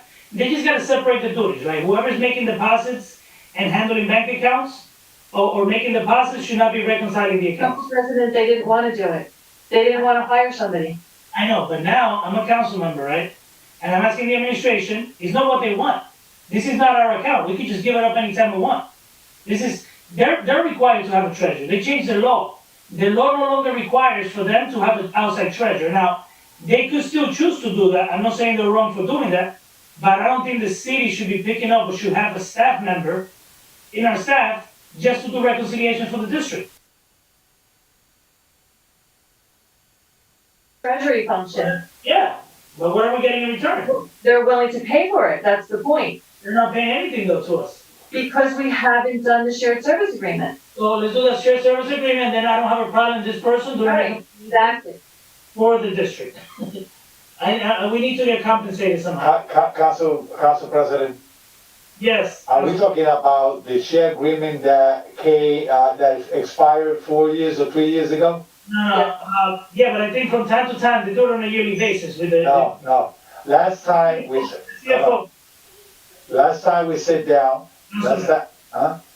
Councilman, we might have a shared service agreement that maybe gets done every 4 years, but on a yearly basis, a contract is entered with the CFO and the school district. Remember, I was a commissioner on the Board of Ed, so I know what I'm talking about. And I'm talking that we came into a meeting with former Mayor Torres and the school district to get the share agreement complete and signed, and we haven't come back. And I know what I'm talking about because I was here in the council. So what I'm saying is that we are doing things with share agreement, we're not getting paid, of course, because general, So, everything. Council President, until that's done, why don't we just remove the position? I don't know if someone's, in the position, but remove it until the shared service agreement is finalized. So something's gotta be done soon, because I will not forget, because I've been talking about it now for 2 years, and nothing have moved, nobody have moved on it. I mean, until it's done, the taxpayer should not be responsible for paying for that. So I believe that we should remove the line item until we get the agreement in place, and then we can work on it after that. I mean, we have to make sure during the. We can't, that's a permanent position. Yeah. We could cut, if it's a permanent position or not, we can remove, if that person needs to bump somebody else, that's what happens, Marge, when you cut the funding for a certain. No, I'm not disagreeing, I'm just saying that this school, we went over this some years ago. We need to do a shared service agreement so they will pay us for that job. But there was a transition going on. I remember Council President and myself were on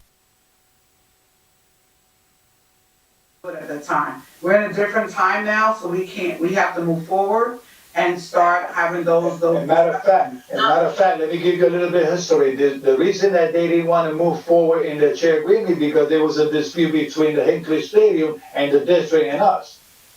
That's something separate. This one stands alone. This is a different agreement, right? This is a labor services, right? Human services as opposed to other types of services.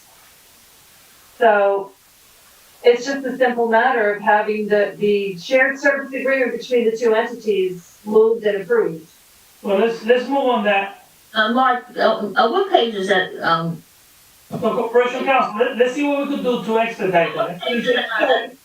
Just so we're clear, we have been working on a shared services agreement actually since I got to the city, which is about a year ago. So we will make sure to at a minimum, at least deal with this issue and determine whether or not we can get a shared services agreement for this issue. The shared services agreement issue is much bigger than just one issue, and we've been trying to do a global agreement. And that's what I think Mark is saying, like, we're trying to get it all done in one agreement, so we don't have to keep coming back and forth to the council. However, I do hear the council's concern that it impacts the budget. So at least if we can get this item done and keep negotiating the rest, it would at least alleviate this from the taxpayer's plate. Gotcha. Because if the person was performing all the duties for the city also, but just to have someone reconcile the accounts, you don't reconcile accounts a whole month. So what does this person do for the rest of the month then? That's my question. You don't reconcile accounts for 30 days. You don't. well, I think you signed checks too and all that. You don't have an authority to sign checks. No, but I'm saying, you'd be surprised how many checks come through the account. It doesn't matter. I used to work there.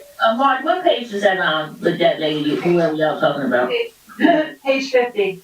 Okay. Page 50, we went all the way up there. So let's continue. Just make a note that if we don't get a shared service agreement, we might have to cut that budget. How much is that position? Is it 91?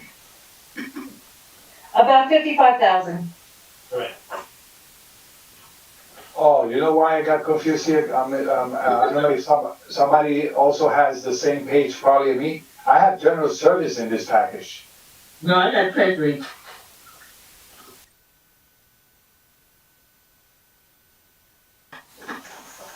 Council President, got a question for March. March, who prepared your budget? What do you mean, who prepares my budget? Yeah.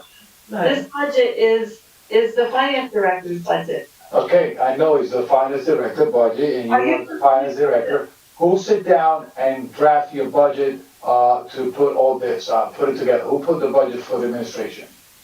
Are you talking about the budget book? No. Hold on a minute. Your departmental budget, do you put it together? And you submit it to the administration? Well, what we get from the budget office are our budget Bibles, right? Which includes everything that you're seeing before you. Got it. And then we have discussions with the BA, the QPA, I believe, sometimes Corporation Counsel is there, and we discuss each of the elements of the budget. To answer your question, Councilman, the budget's put together, at least this one, not others, but you could continue your questions every time there is a new department head. But this one, according to Marge, was put together by her. That information is given to the administration put it in presentation form for us, and they discuss it between themselves before it comes. March, All budgets are distributed for the departments to meet with the administration and the budget office. okay, so who prepared the budget, you or the administration? Councilman, this was being presented to us right now, was put together by. This is my department's budget. Okay, okay, so that's your department. Wants to make a statement, go ahead. Yes, when Marge is referring to like the budget office, I think she was referring to Lydia up here starts the process for all the departments the same way. And then we distribute the budgets, and then that's when we have the conversations and so on. But it's the director's budget. Okay, that's not the question. No, hold on. Yeah. Let me be more specific. Yeah. Yes, usually the CFO, the VA's office, whoever is responsible for sending the departments a common form that they all fill out, which is called the budget Bible, you guys call it that. Now, the department head is responsible. They might need to get a list of all employees, a payroll register from the personnel director, let's say, or from the budget officer, whoever might decide to send it.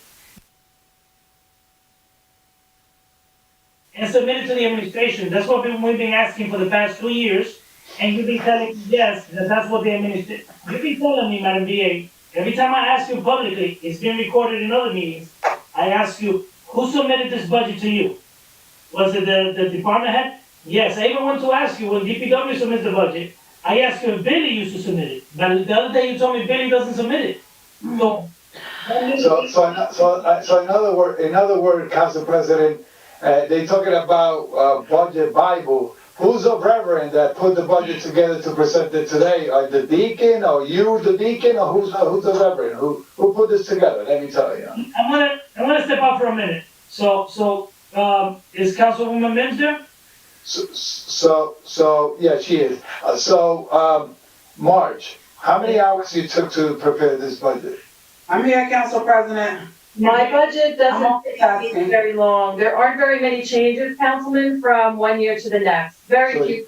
So you look at, you compare one page from last year and compare the year and say, okay, there's no changes, let's move forward, correct? There's a few that, for most of the divisions, yes, that's true. Thank you. So there's now. My most movement is in my tax assessor's office and my revenue collection office. The other offices don't change very much. Correct. All right. Thank you. Any other questions? Okay, let's go on to the next page. We don't have quorum. He's still here. And he's still here, he just started going to the men's room. Oh my God, he didn't say where he's going. Other expenses haven't changed from fiscal year's request. Fiscal year 21 budget hearing rather, 13.5 to 13.5. The next division is on page 52, accounts and controls.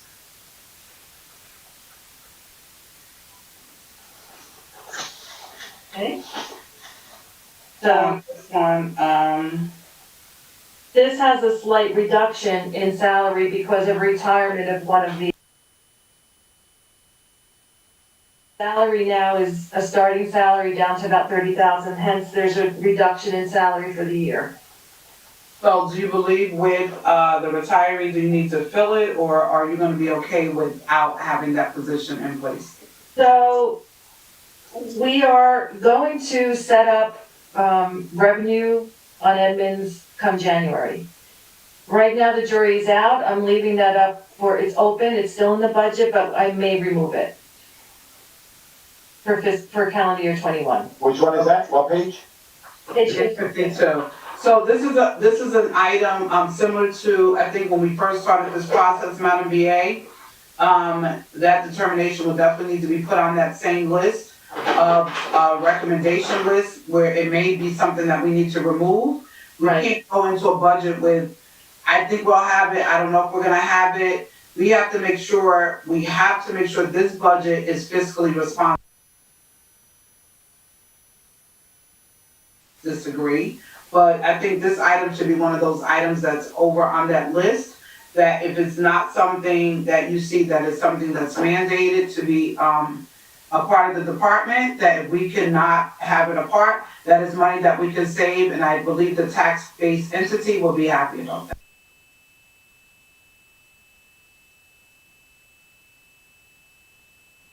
So if you look at the. And your department, and that division has been functioning properly? It's fine, yeah, I mean, it's been, the last 9 months have been pandemic, so it's not, measurable in the same terms. Okay. As a full Oh, staff. yeah, so, Madam VA, another item to add to that list of things that, we could put on the list of removals. Which one is that? It's an account clerk. It's an account clerk. The first line item. But that's not from the, taxation office, right, correct? No, it's accounting controls. No, accounting. Oh, okay, all right, okay. Any other questions?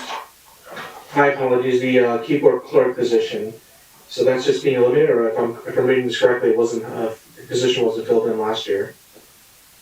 Right, it's not in the budget any longer. Okay. To that list, Madam Yeah. VA? It's already out. It's already out. The thing Yeah, is that's that- out. The thing is that it's surprised that it's only say $10,000. What is it, a 3-hour work or what? It would have been just like a partial year hire, so we wouldn't have hired till late in the year. Wow, okay. No job, kind of thing. Thank you, page number, So page number, on 52 at the bottom is the OE, no change, $8,410. The next division is on page 54. That's the sewer office, which is part of the tax office. However, this budget really does get raised in the sewer utility, but it's presented because the staff works in the revenue collection office. No change in staff, there's 3 individuals still, and the salary is just about 1% up over last year. the same request for your department, Marge, the date of hire next to the employees. The date of hire. For when? For each employee that's in your department. So when you're going into the second page where it identifies, the last name, position ID description, salary, and then a line item, and Madam BA for all department heads, date of hire. I wanna look at some of the salary, we're requesting to add new employees, in, and I know civil service requirements, but I just wanna see if it's, what the salary looks like for new people coming in versus people based on them being here for 30 years or 20 years, and someone coming in making just as much as an employee that's been here that long. So I wanna look and compare that. Okay, thank you. Yeah, for example, and this is the sample that you're gonna give. And then going back, if it says account control, you have one budget for fiscal year 2021, and you're requesting one in, now in calendar year, and in the 2021 fiscal year was 39,000, now in calendar year, you only put it for 30. You understand what I'm saying? So you decrease it for $9,000 if you go to hire them.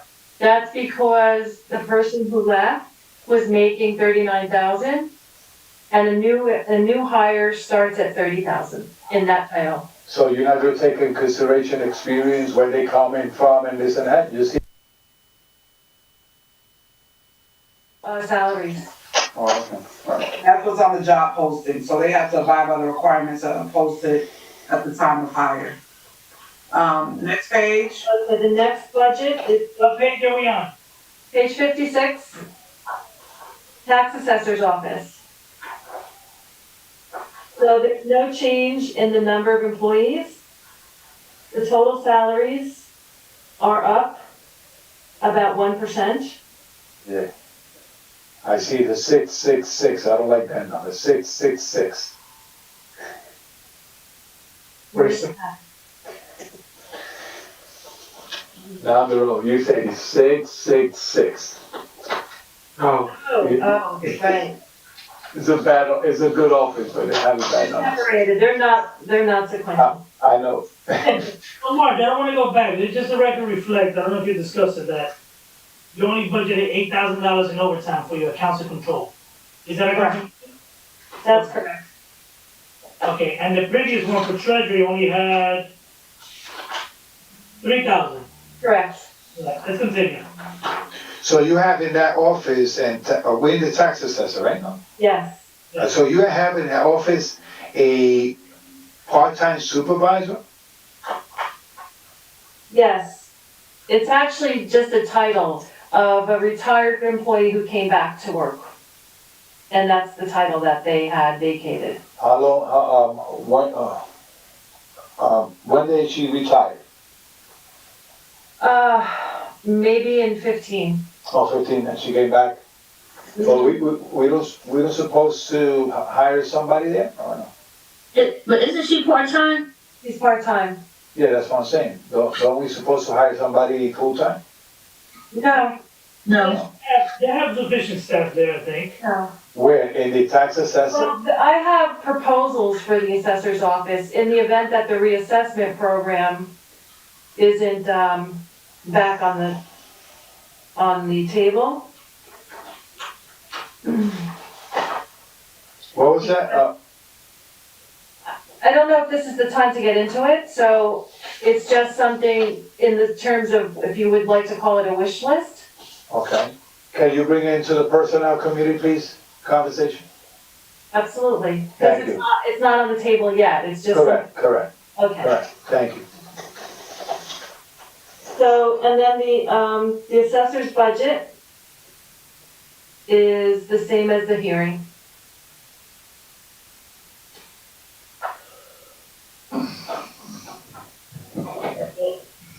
Let's go to the next one, March.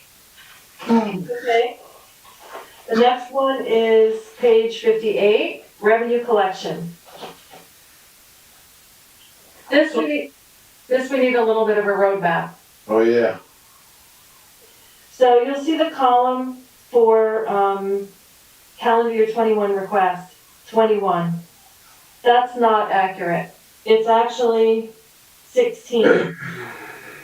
There's 13 employees on the payroll currently. Well, it's not 12, it's 13, maybe, okay. No, there's 13 on the payroll. And there are 3 vacancies. Could we go one by one to see which one? Yes. Missing for?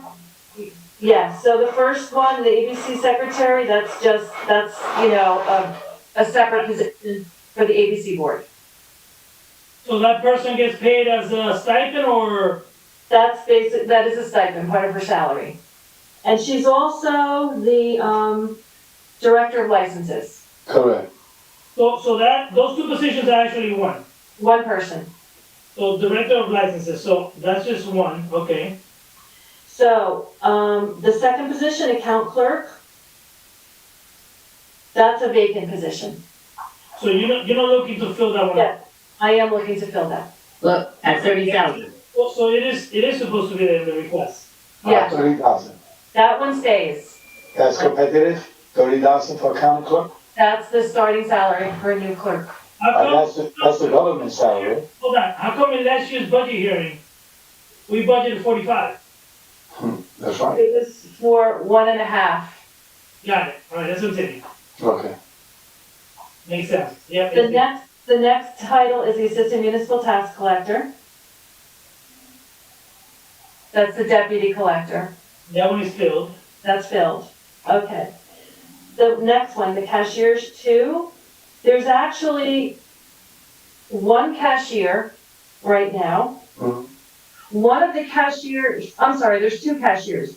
One of the cashiers, there were 3. One was moved to a title of customer service rep. No, that's fine, let's just continue more. So right now, you're requesting, because it says it there, it says actual 1, you're requesting 2, that means you're requesting the one you currently have, plus an additional one, so you're trying to. Correct. Just looking at what it says calendar year 2020 request. Okay. So, there. The next line, principal cashiers, those are filled.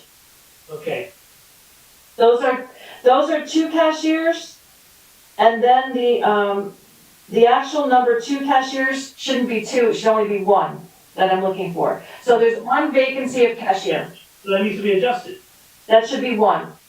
So let me reduce that to 1, that's another, we gotta deduct that amount from there. Correct. Okay, The next title, clerk 1, that's occupied. okay. The next 3 titles, commissioners, They don't get paid, why are they here? that's right, they don't belong in here, their account shouldn't be here. Yeah, there's no budget for them, so they shouldn't be here. No, there's no amount, but that's what it distorts the total positions. No, but check this out, March. I requested from the administration to provide the table of organization in another document behind it, all the positions. In this one in the front, we only wanna see the positions that you're requesting. I don't care if you have 20 in your TO, if the administration recommend they only to fill 15, I only wanna see the 15s here. Mhm. That's it. You can send it in the next page, you can put the 20. Those 3 come off. Those 3 come off.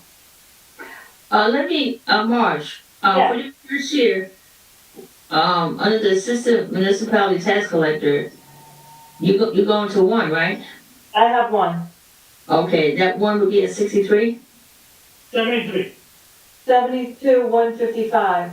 No, I'm talking about the cashier. Oh, the cashier, 30,000. Oh, you got 63 on that line, 63. No, you gotta Because the other one that's occupied is actually a customer service rep.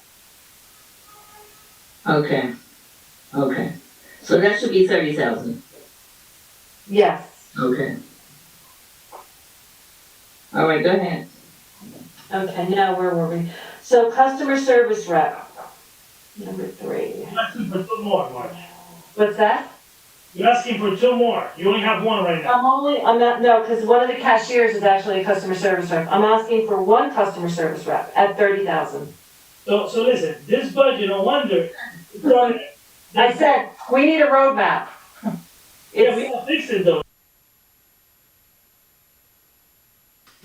Yeah, you should need a roadmap. But keep. So it's not 3 customer service reps. There will be 3, 2 occupied, 1 vacant. I'm asking for 1 vacant customer service rep to be filled in calendar year 21. So you're gonna have 3 customer service reps. Correct. Okay. So question, I'm sorry? What is their function? Their function is to answer the phones, take care of all the mail that comes in, process open mail, get it ready for the cashiers to post. They also transaction at the window that needs to be dealt with.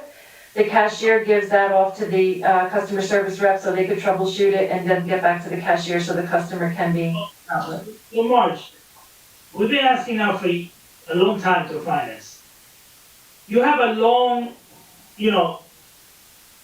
there's a long space here that don't have any computers, right? Could we cross-train some of these people and also give them a stipend? I'd rather you give them a stipend than to have people standing in line outside for hours, right? Some people go to lunch, so one person might be sick or out on disability. We want people that when it's really busy outside, we want to have at least 4 people or 5 taking payments. So We do have, cross-trained staff. They can only accept the check payments. When you see lines, probably 95% of our payers, Yes. what's that? If you train them and they're bonded, right? Why can't they take cash? Because there are always problems with the cash, especially with new cashiers, and they're responsible for the draw if it's short. So March, just like in a bank, right? When you're a teller, you're new, and you take cash, you take everything. So let's not undermine whoever was working there should know that the responsibilities it's a job.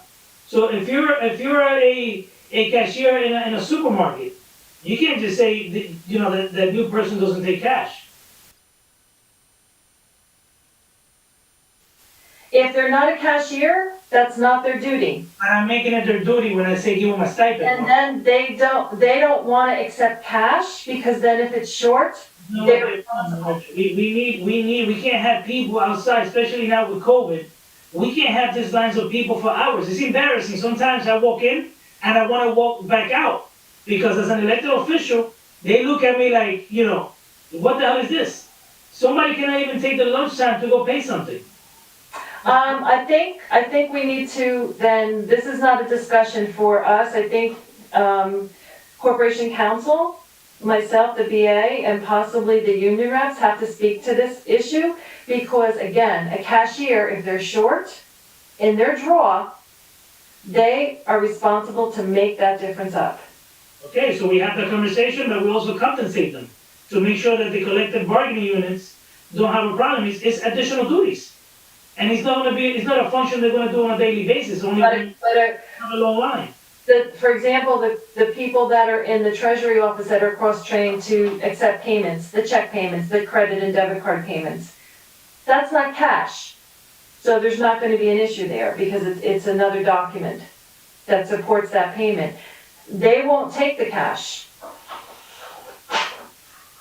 That's fine, we could set up both things. You could even have people maybe taking cash in the other office where they have the sewer division, whatever. For the sewer payments, whatever. Let's just address the issue. We cannot, go ahead. So, we could hire a sewer cashier and then we have 4 cashiers instead of 3 customer service reps. And that cashier can do customer service rep work in lieu of cashiering when there's no need for the 4th cashier.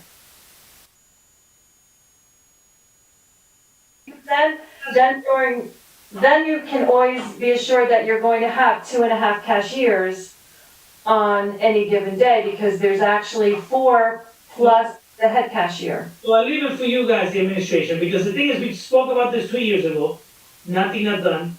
We speaking of it, we often bring it up. Just put something together. It's unacceptable to have people. I'm trying to find, I know we had some, efforts to try and find alternative ways to accept cash payments.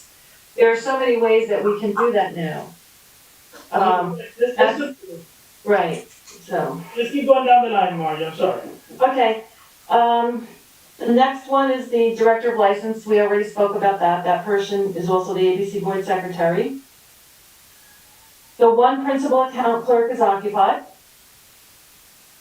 The senior account clerk. What do you do, Marge, the account clerks?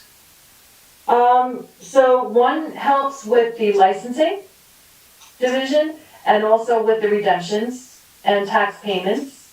How often do you have redemption? Oh, they also help with the taxing? I want to make sure that all these people are busy all the time. They need fairly compensated, but at the same time, we need to make sure that we're running an effective operation.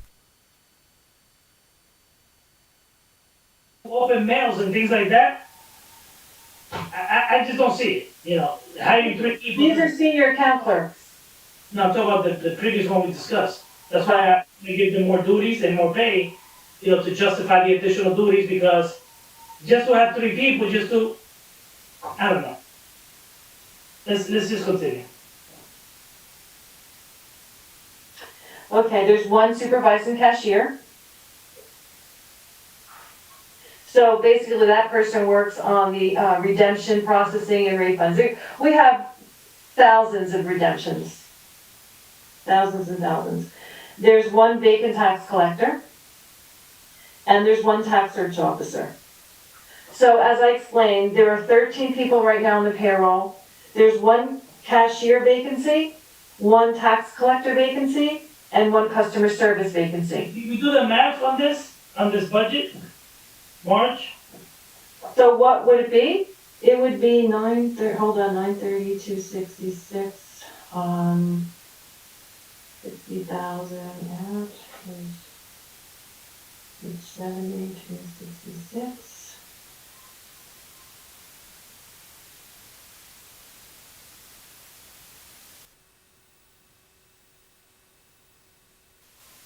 So I think the bottom line would be about, I think I'm taking out 60,000 for 2 vacant customer service reps. So that would bring the total down to about 870,266. The reason for the increase, A lot of money, March. well, don't forget, the tax collector is 120,000. Yeah, that's what it is, the tax collector. Right. Also, you're including the overtime. The overtime you use, March. The over 80,000. How much do you actually use though? Oh, well, ordinarily, we don't quite hit 80,000. It's How much do you use? close, but this particular year, the $40,000 for the half year is inadequate. Because we had several mailings of bills because we changed to a calendar year. So, So did you discuss this with the person that submitted the budget, and you realize it now that it's not accurate? yes, no, we knew that. We knew there had to be changes.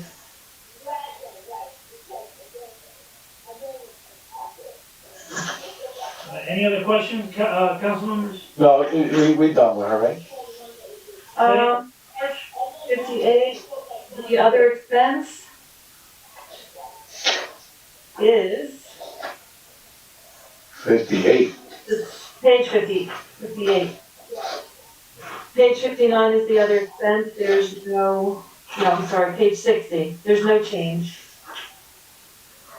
And the last division is page 61. This is the internal audit division, the ghost division in finance. Which one is what? 61, internal audit.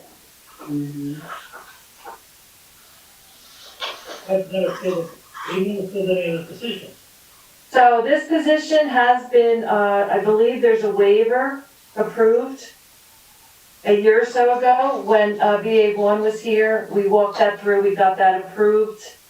And I don't recall if the position had ever been posted, but we are requesting it now again. So can we take it out of the, budget, knowing that we always use No. outsource for auditor?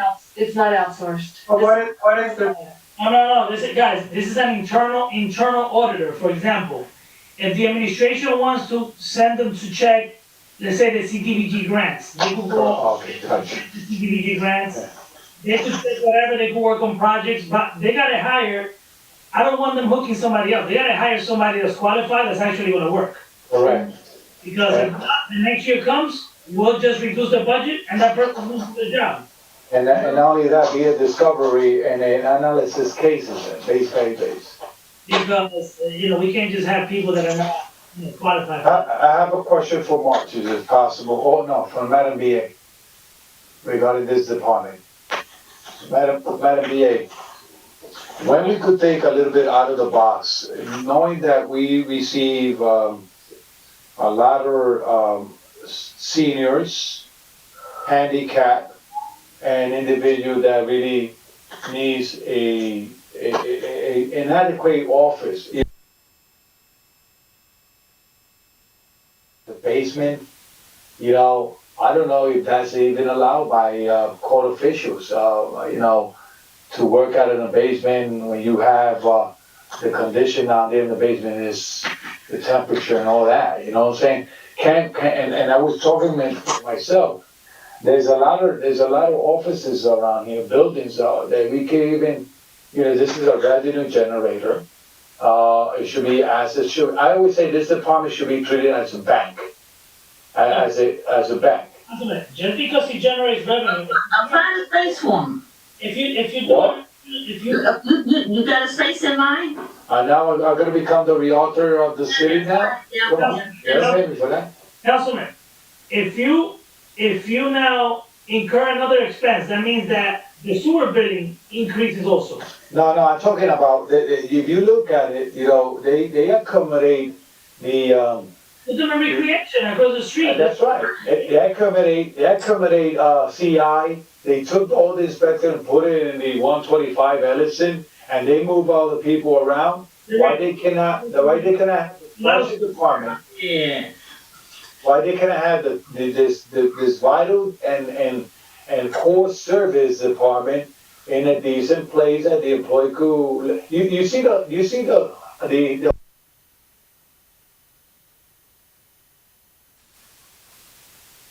don't have space to move around. I'm surprised now that has their lungs functioning because all the dust all over. How many You know, people in that division? How many people in that division? There are, well, there's 13 occupied right now, and 3 vacant By what? positions Where? all over the forest. in the entire, I okay. think you're saying sewer. How many? Sewer. Oh, there's 3. There's 3. So, Who's the, hold on. maybe Marge wants to move her office to the council control. There's no space there for 3 people. You know, Marge. And put it in a level, let me tell you why. I'm not gonna comment, Council President. Well, I got a comment to those seniors that come and they want to talk about their billing, and they have to come up here because they cannot go down there, you know, and What happened to the office we had there, Councilman? What happened to the office we had? Actually, the sewer, so right now, so everyone knows, some years ago, the sewer staff was folded into the revenue collection office. There at the time were 3 employees that worked there. That office was originally in the insurance office. That's why you have a countertop in that office, because the public used to come in there too for their sewer customer service. So I would prefer to put the sewer office, because they primarily are customer service people. correct, that's right. It's always took their payments. What happened with the office they had before across the council control? Who, sewer? Division. Why? Those are changes that were made a few years ago, No, but under the Torres administration. how many people you have working in insurance? 2. And they were in treasury before, those people. Well, one of them was, one was, and one was across the street in personnel. Correct. So Madam BA, this is what doesn't make sense, right? We often have to send the people, the residents, to talk to the sewer division. Yeah. Why can't we put them where they used to be Right. and find a place for insurance? You even have space in the 2nd floor. The only people that deal with insurance are employees. I'm open to a conversation and suggestions about this. I had proposed this a couple of years ago, where the insurance could go back into the treasury office, Yes. and then the sewer office could be back on the 1st floor to deal with the public. Should be the same floor where they pay their taxes. Should be the same floor. Right, but they're not, remember, they're not accepting payments, they're not cashiers.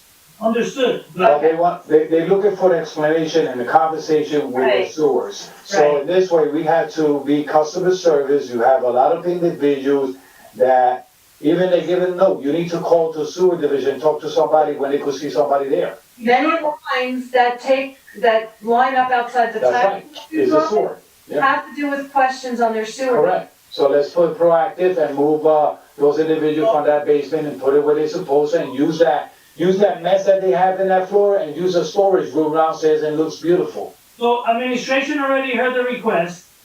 We're doing this for the people, right? For the That's residents. right. I didn't even know that they were in the basement, to be honest. Yeah, There's only 2, there are, 3. no, there are, I wanna say there's about 2 of which are sewer employees. Sewer employees, yeah, And we have, The other 3 or 4 belong to the tax office. correct. And we also have our good old IT folks. So, this is what you're talking about, Madam BA. We need to lift the morale of our employees. And when I go to the tax office and I see all these files all over, burying them, okay, they don't have room to even breathe. You know, the dust amount, those paper create dust. That's an environmental issue in that office. So, you know, if we put an office that that would be nice. This taxpayer coming in, and this is what we pay for this taxes, they're not even seeing it here.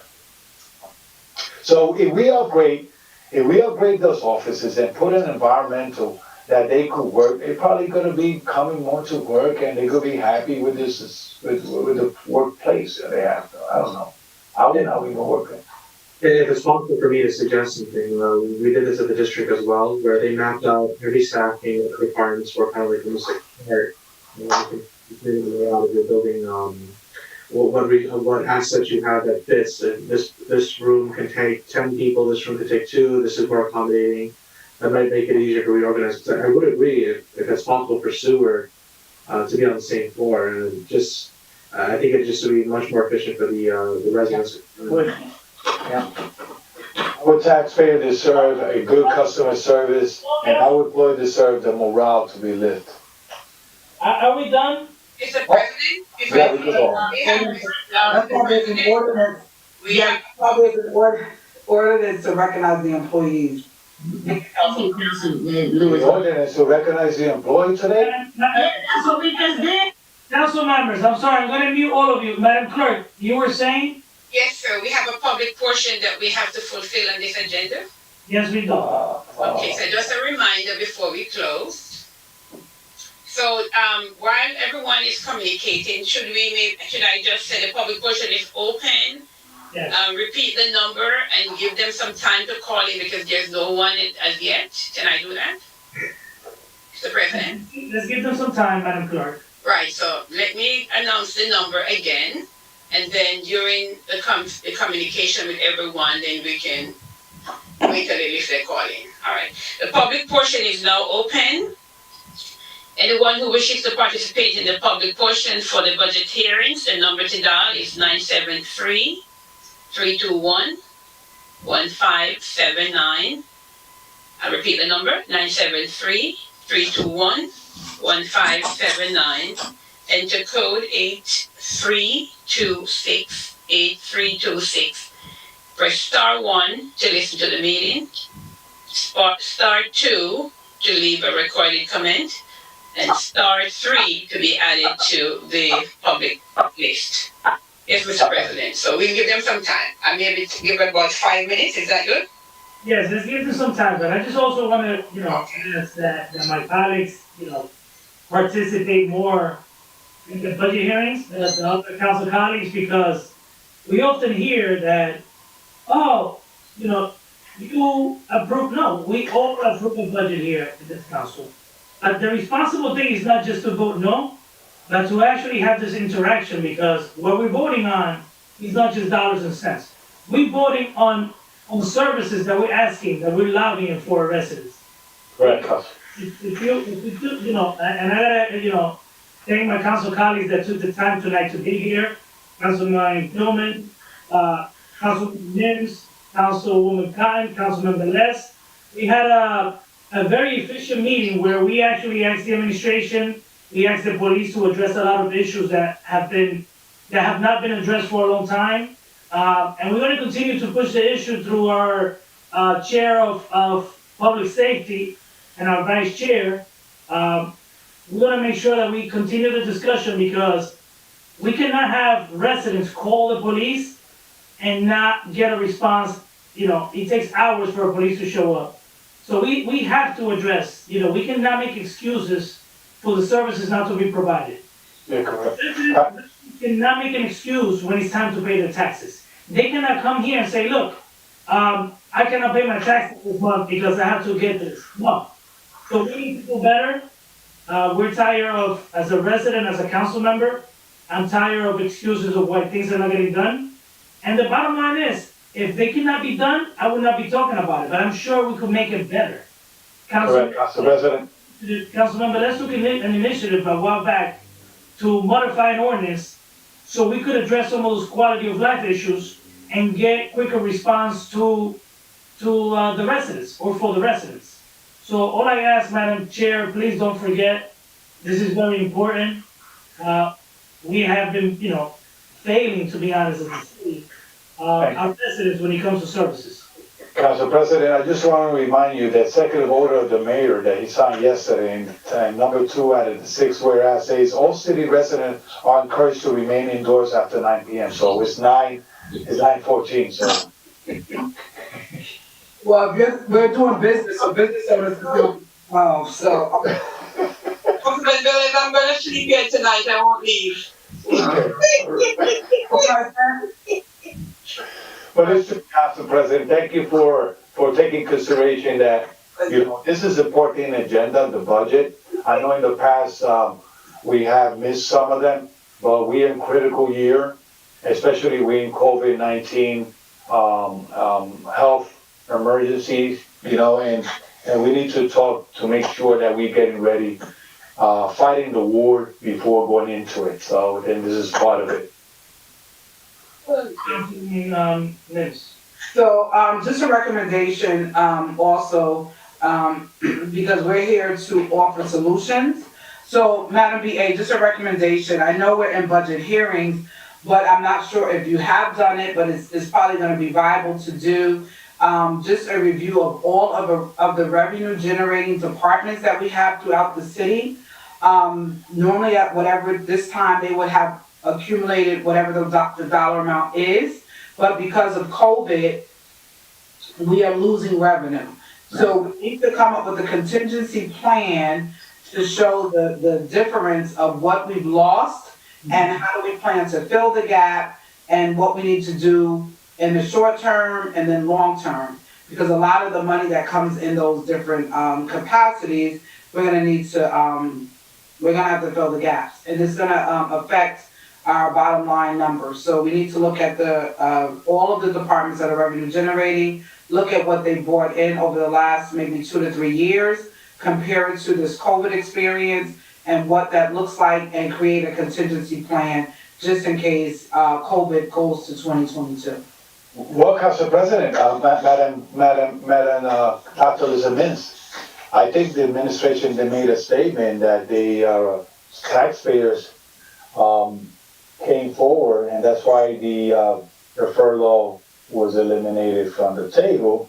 So I guess we haven't lost a lot of revenue. Matter of fact, I commend those individuals that, in knowing that we was in COVID-19, came forward and paid their taxes. Councilman Velez, that's not an accurate statement, because we have revenue generating departments that are not operating to the fullest of their capacity. For example, statutory agencies. The court system, they are called, they're operating through Zoom. So Director Manny said it even in our last budget hearing that there is some loss of revenue. So we need to identify that in every department, because if we don't do it and have a contingency plan, we're gonna come back next year and we're gonna find a big hole in the budget. We're gonna be asking ourselves, why didn't we think of that? So I think, I think it has some VA writing, so. Yes, and count.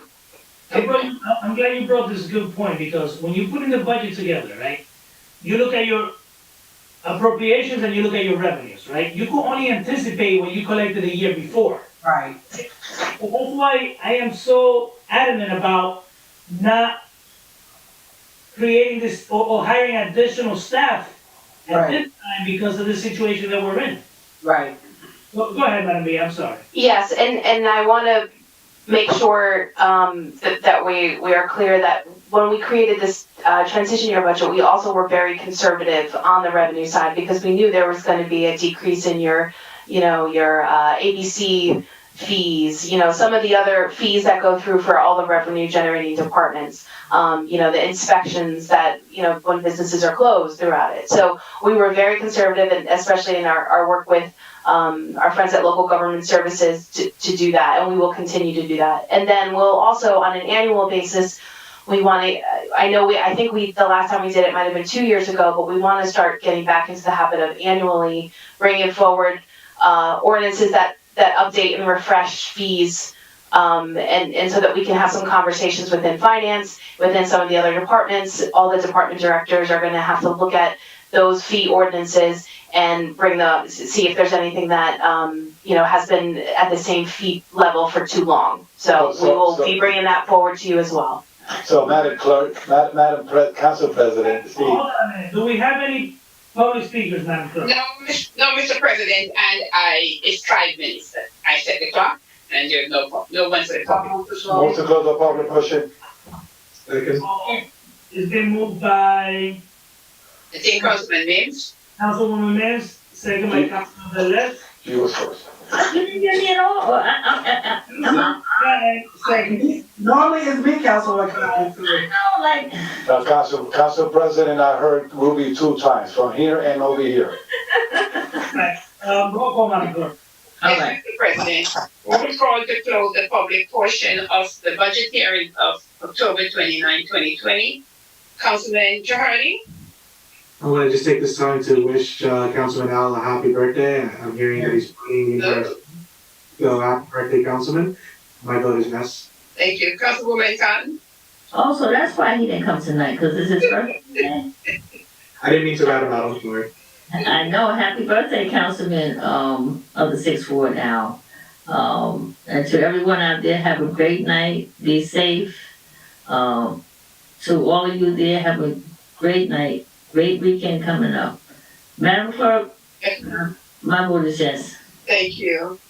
No, I have Councilman Mims? Yeah, so I know sometimes people may think that this process is not necessary, but let me say to the public, it is absolutely necessary. The items of the budget to identify and to see if there's any way we can trim fat to make sure that we're working effectively and efficiently, and that we are voting on a fiscally responsible budget. So I commend this process, and I know I have like a lot going on, but I always make it my business to be at the budget hearings because I know there's more information to learn and definitely more recommendations and solutions to offer to continue to move our city forward. Madam BA, I know I made the request for that information, so I'm not sure how soon you could provide it, but I want to see it across the board, every department, police, inspectors, our statutory agencies, every revenue generating department. I want to see how much revenue they've brought in over the last 3 years, and then to look and what has been lost, and what that variance looks like due to COVID. And there should be an anticipation or a guesstimate of what the projection will be for the next 4 to 6 months if we continue in this place, and to identify if there's some shared service agreement or some, shared service agreement opportunities, the county, the school, or anywhere else that we can work with them. Madam Clerk, my vote is yes. Thank you. Councilman Velez? Yes, Madam BA, I know I sent a memorandum October 27 regarding the cleaning of the 3rd floor. I don't know if you read it. Please, I know you take it seriously when it comes up to this. We are concerned. The personnel up here is also concerned, and I'm here to make sure that it at least is getting done. I want to be sitting in my office, and everybody want to sit in their office, and they want to make sure that it is being fogged or a little bit extra mild to make sure our safety and health is taken care. Right now I have a birthday with my wife in the house and with family member. I just want to wish bad to be me, right? I had to take care of my son from the 6th Ward and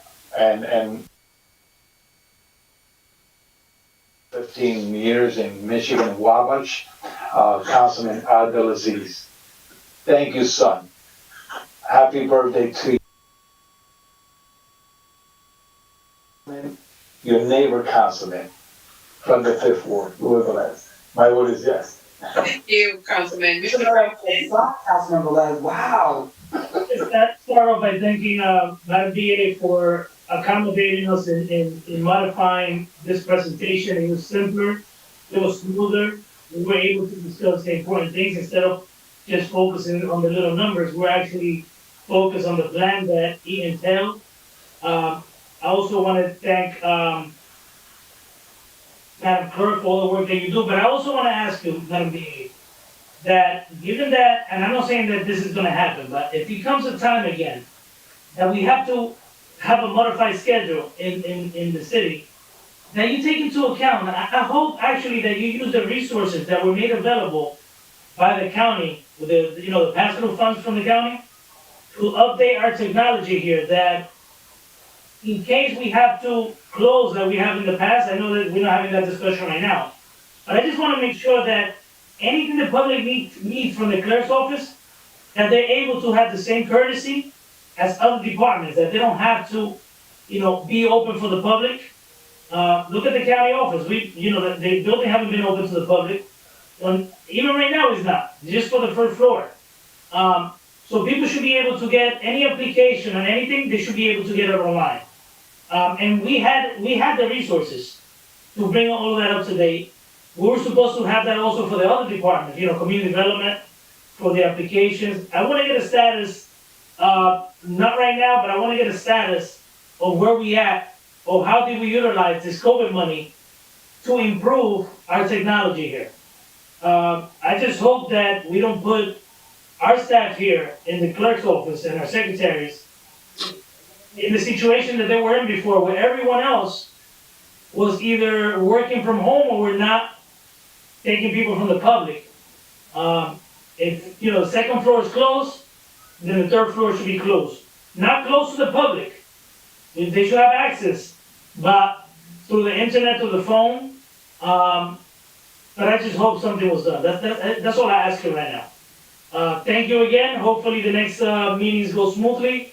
And my vote is yes, Madam Clerk. Have a good night. The vote is 5 in favor, 3 absent. The record is the third ward is vacant, therefore so now I need a motion to close the budget hearing. Move it. Move to go second. This was Councilman Cotton. Yes. Dos. And who second? Councilwoman Mims? Oh, me too. Councilwoman. May I continue, Mr. President? Yes, Madam Clerk. Roll call to close the municipal council budget hearings of October 29, 2020. Councilman Chihardi? Yes. Councilwoman Khan? Yes. Councilman Meeks? Well, I have to say, this has been amazing. I just got a text, and I'm gonna call this person afterwards, because anytime you get kudos from this person, it is huge. So I will be calling this individual that said this was one of the best budget hearing years that he's seen, and tonight was awesome. So I'm not gonna say his name, but I will be calling him, because he does not give compliments all the time. So I want to say this process is going well. Thank you, Council President. Thank you. Council colleagues. I am having an amazing experience with my son, so I have been multitasking and helping my son as he's learning in his Spanish 2 class. So Councilman Velez and Council President, I will be calling you because I need your assistance to help my son.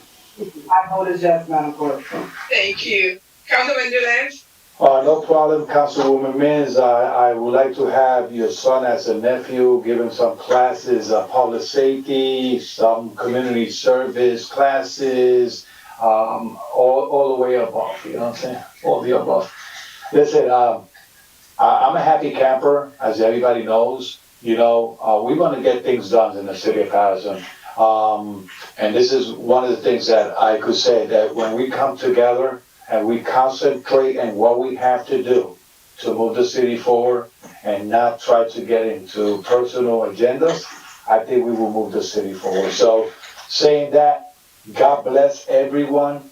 Please stay safe out there. Starting tonight, businesses supposed to be closed, okay? Gas stations only to serve gas, and and try to stay home. Please, the COVID-19 is serious, it's out there, the second wave is at home.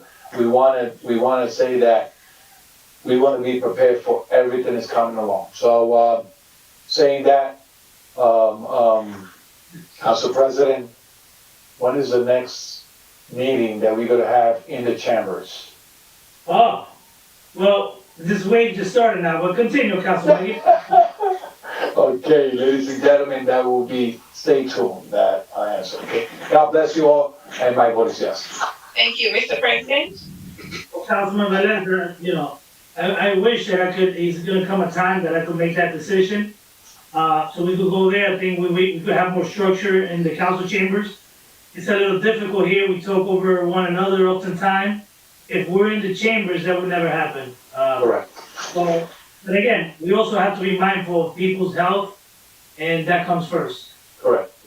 I want to thank my colleagues once again. I'm very, very grateful to all of you for the way we handle this meeting. This is what it's all about. We're elected to do the right thing by the people.